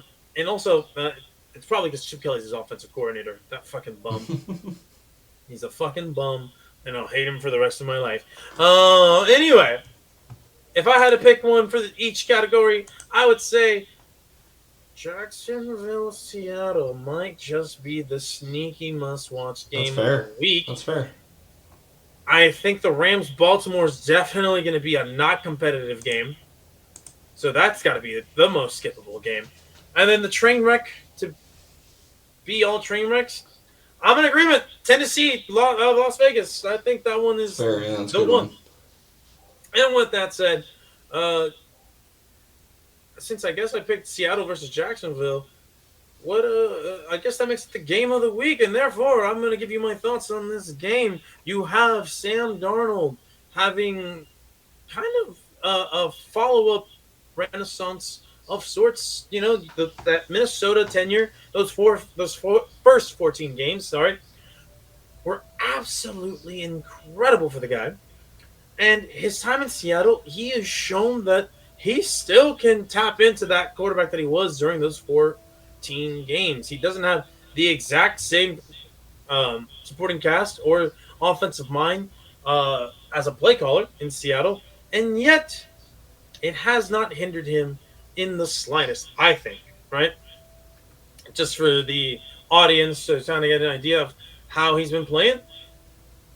9 touchdowns, 3 interceptions, 1,200 yards, 73% completion percentage. Nothing to scoff at. Jackson Smith and Jigba has been his favorite target. And he has Cooper Kupp as well. All right. The run game with Kenneth Walker, the third, could be better. But you know what? They're still making it work there. And then you have the Jacksonville Jaguars. Now, is Trevor Lawrence having the most impressive season statistically? The answer on that is absolutely not. I believe he has 6 touchdowns, 5 interceptions. I think what you're going to get with Trevor Lawrence going forward for the rest of his career, he's going to be a gunslinger. He's going to make some head-scratching throws, but he's also going to be able to make throws that a lot of people can't make. All right?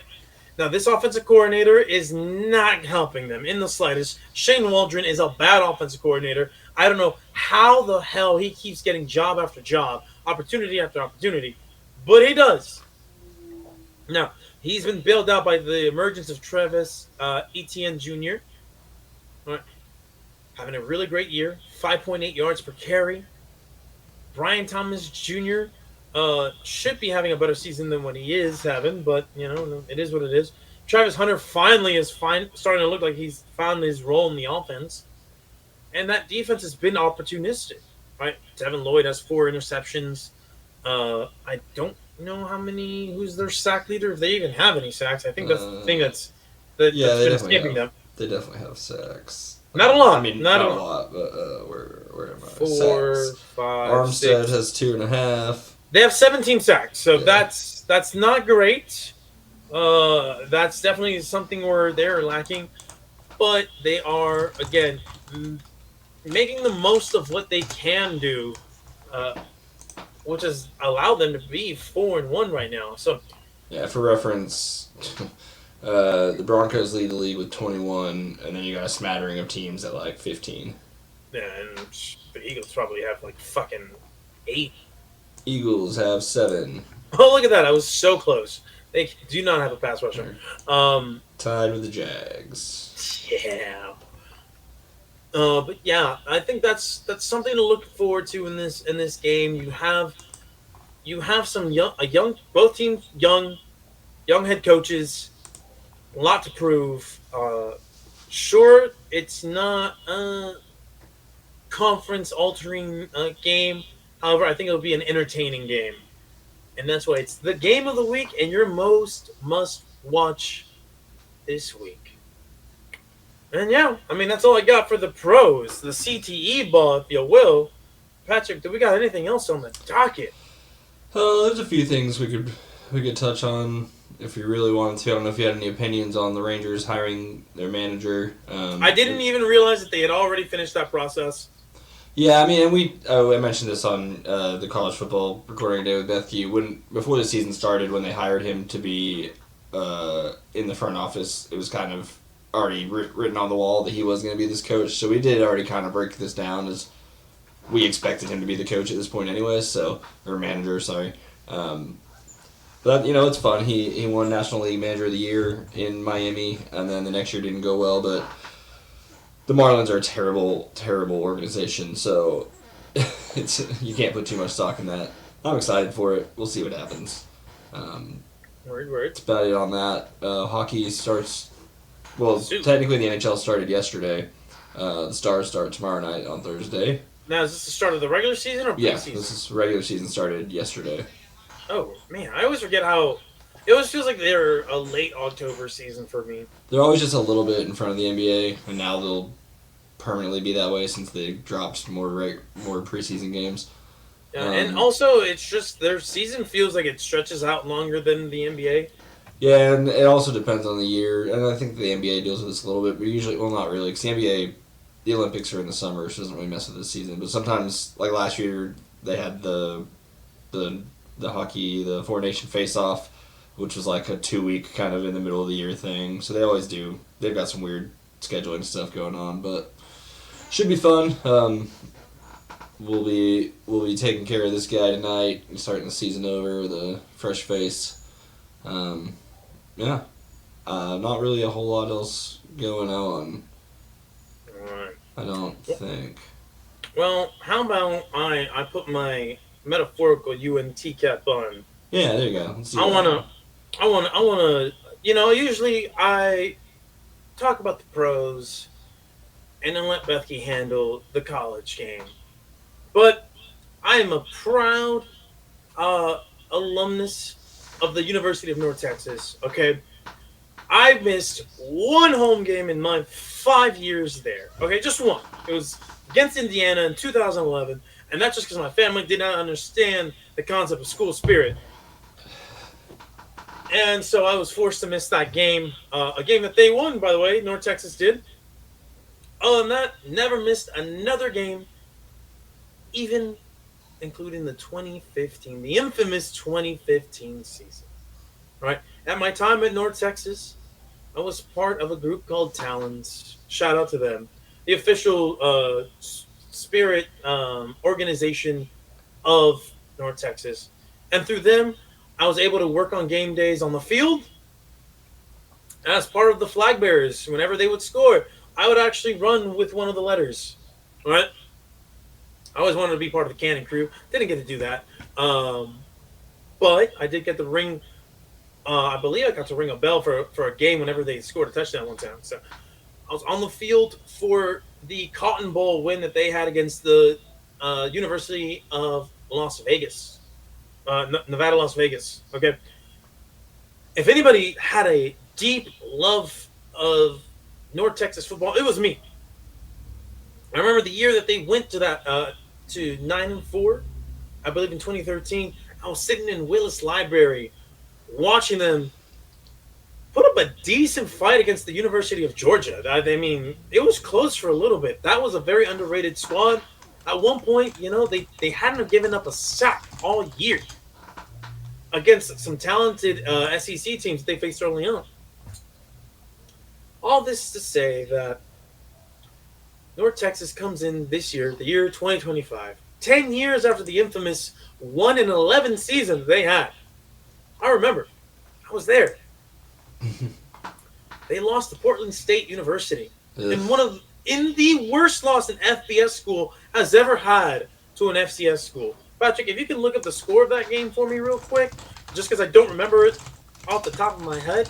Everything that you're getting is from the heart. 66-7. 66-7. This was our homecoming game, y'all. Which was going into the fourth quarter. It was 59-0. Yes, 59-0. This was the worst game what do you know about ever Andrew McNulty? Yeah, McNulty, he sucked. And listen, Dan McCarney, his first year, I believe he goes like 4-8 or 5-7. He's trying to build a program there. My sophomore year, they go 4-8. And again, he is a solid coach, but he came from Iowa State, had some decent stops as a positional coach.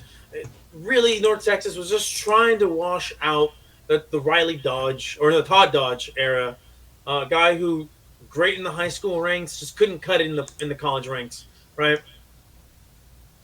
And he wasn't a great recruiter, but he did manage to get some transfers in that made a difference in 2013 where they won that ball game. But then it all kind of unraveled from there. He didn't build a culture that could be sustained. So what happens, right? It all unravels against Portland State, 66-7, as you said. He got fired in that after that game. Matter of fact, I think he got fired as he walked into the locker room, if I'm not mistaken. And I have it right here. North Texas was outscored that year, 495 to 182. It was the worst season in North Texas history. And, I unfortunately was kind of a part of it. That was the lasting impression that they left on me as an active student. Once I left, Seth Luttrell came in, brought in Mason Fine. They had multiple 9-win seasons, multiple bowl games appearances, but it wasn't sustainable. They could not build the defense. They could not build a culture that made kids want to go there and stay there. It's largely a school that relied on transfers from big programs where these kids flamed out. They couldn't cut it. But you know where they could cut it? North Texas. But Seth Luttrell, he lost his touch. So what happens?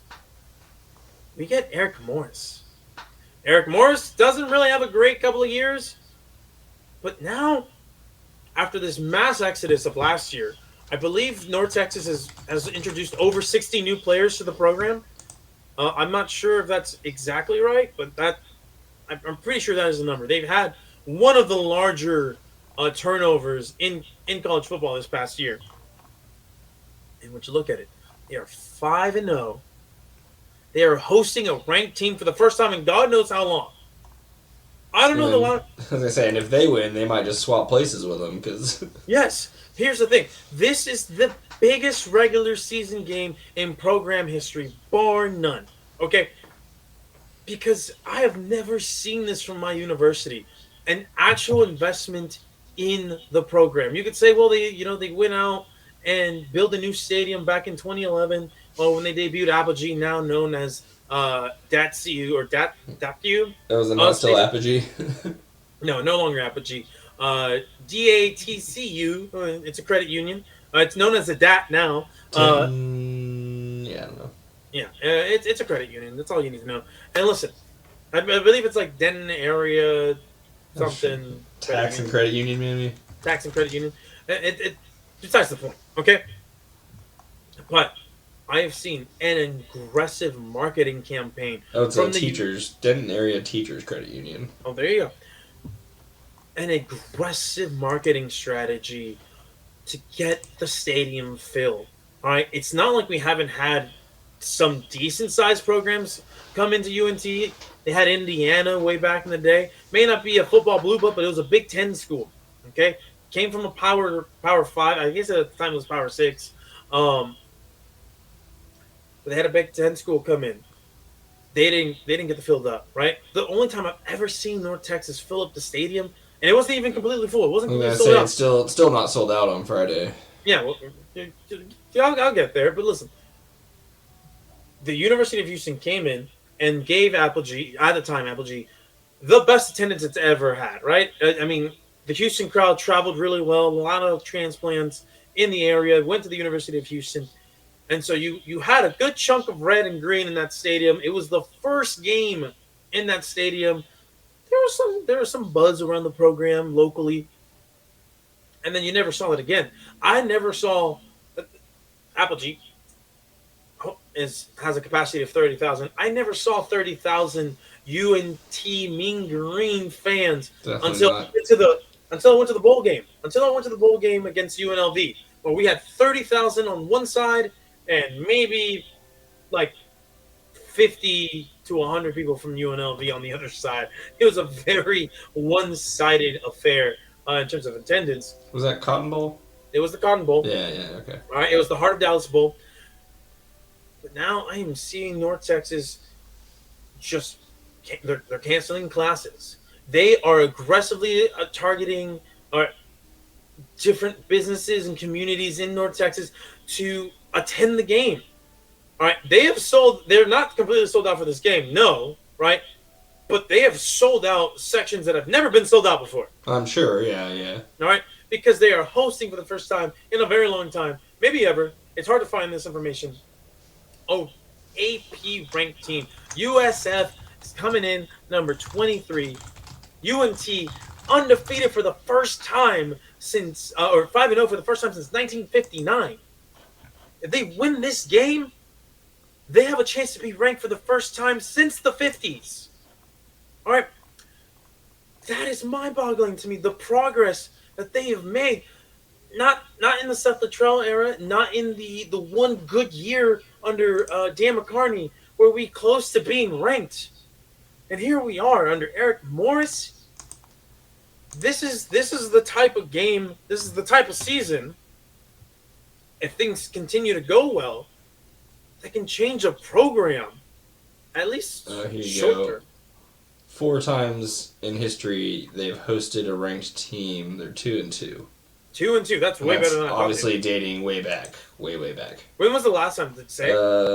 This one doesn't give me the actual game. This is just part of the article. Okay. Well, either way, just 4 times in their history have they hosted ranked teams. And they went 2-2, chance to go 3-2. And then you look at that and you're like, hold on. That's a lot of momentum. That is a lot of noises they can make locally. All right. There's a lot of athletes in the North Texas area that aren't going to get looked at by teams like Texas, Texas A&M, Texas Tech. Still quality athletes. They'll have to settle for, SMU, or you can go to like a lesser Big 12 school. If you're North Texas and you can get yourself ranked, you're building a lot of credibility in the area. It is just a fertile recruiting ground for great Texas athletes. You go run the table. You have a chance to be in a playoff contention as the Group of 5 representative. Again, I'm getting ahead of myself here with that. But here's the thing. We would never have had this conversation just even last year. Even at the height of this program's success in the last decade or so, or the last 15 years, right? At the peak of their best seasons, you were never getting, oh, hey, they could be in a playoff, or they could be in the hunt for a BCS bowl bid, or anything of that equivalent nature. But now suddenly you're actually having serious discussions about possibly being ranked. If you can run the table in your schedule, possibly being in the playoff, you might get smoked in the playoff. But guess what? These are nationally broadcasted games where you can show yourself out. And you're doing it in a way where you don't have the same resources that other schools have. UNT, yes, it has the most graduates of any North Texas school, but TCU and SMU are small private schools. They just happen to have rich alumnus. All right, North Texas does not have rich alumnus, not to that level. Yeah, it's a very small school in terms of just overall student body and all that. Well, no, it's like, I mean, compared to the bigger, it's not. I mean, compared to the Blue Bloods, yes, but like in the area, no. Which is what I'm trying to keep the comparison to. Either way, you just don't have that rich alum that loves the program, because you don't have alums that love the program, because it's been that commuter school that has struggled to develop any sort of a fan base. You have a passionate few. There's dozens of us. But now it looks like we could have thousands of us if you can build on this. And the fact that I'm even having this opportunity to talk about this school like this, never would have saw it just even last year. So, shout out to Eric Morris and the North Texas Mean Green. I'm pulling for you guys. You can do it. It may not be an easy game. It'll be a stressful game. And even if It's the toughest game on the schedule for sure. For sure. I mean, you have that Navy game as well. But they get to avoid Tulane and Memphis, at least in In the regular season. in regular season play. They might catch one of those in a conference title game. Which, again, First- it's still, like, to even be in the top Chicago game, with it just says a lot. First time y'all hosted a ranked team is 1974, when number 20 San Diego State came and you guys won 14-9 Ooh. in a season that you went 2-7-2. Nice.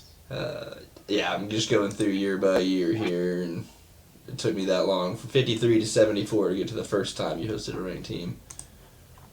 What's Yeah. weird is y'all were playing Ole Miss like every year for the first like decade of your existence. That's kind of wild. That is kind of wild. But I don't think the SEC was a thing at that time. It says it was. It's probably different schools than it used to be or something. Maybe it was just the South Conference. Maybe that's what I missed. Interesting. But yeah, listen. I don't know much about college football history. This is just something I couldn't fathom before. Oh, here we And go. I'm The happy second- that we're here now. Go Mean Green. If UNT wins, I will embarrass myself by singing the fight song on the next episode. Ooh. Now, I'm probably the only person of any of my friends that I'm still in constant contact with that even knew the song to begin with. So, let you know. That's weird to me. I mean, obviously, I was in the band, so like, there was no way for me to avoid the fight song and the alma mater. Yeah. But yeah, it's weird to me that you know so many people who don't at least know the fight song.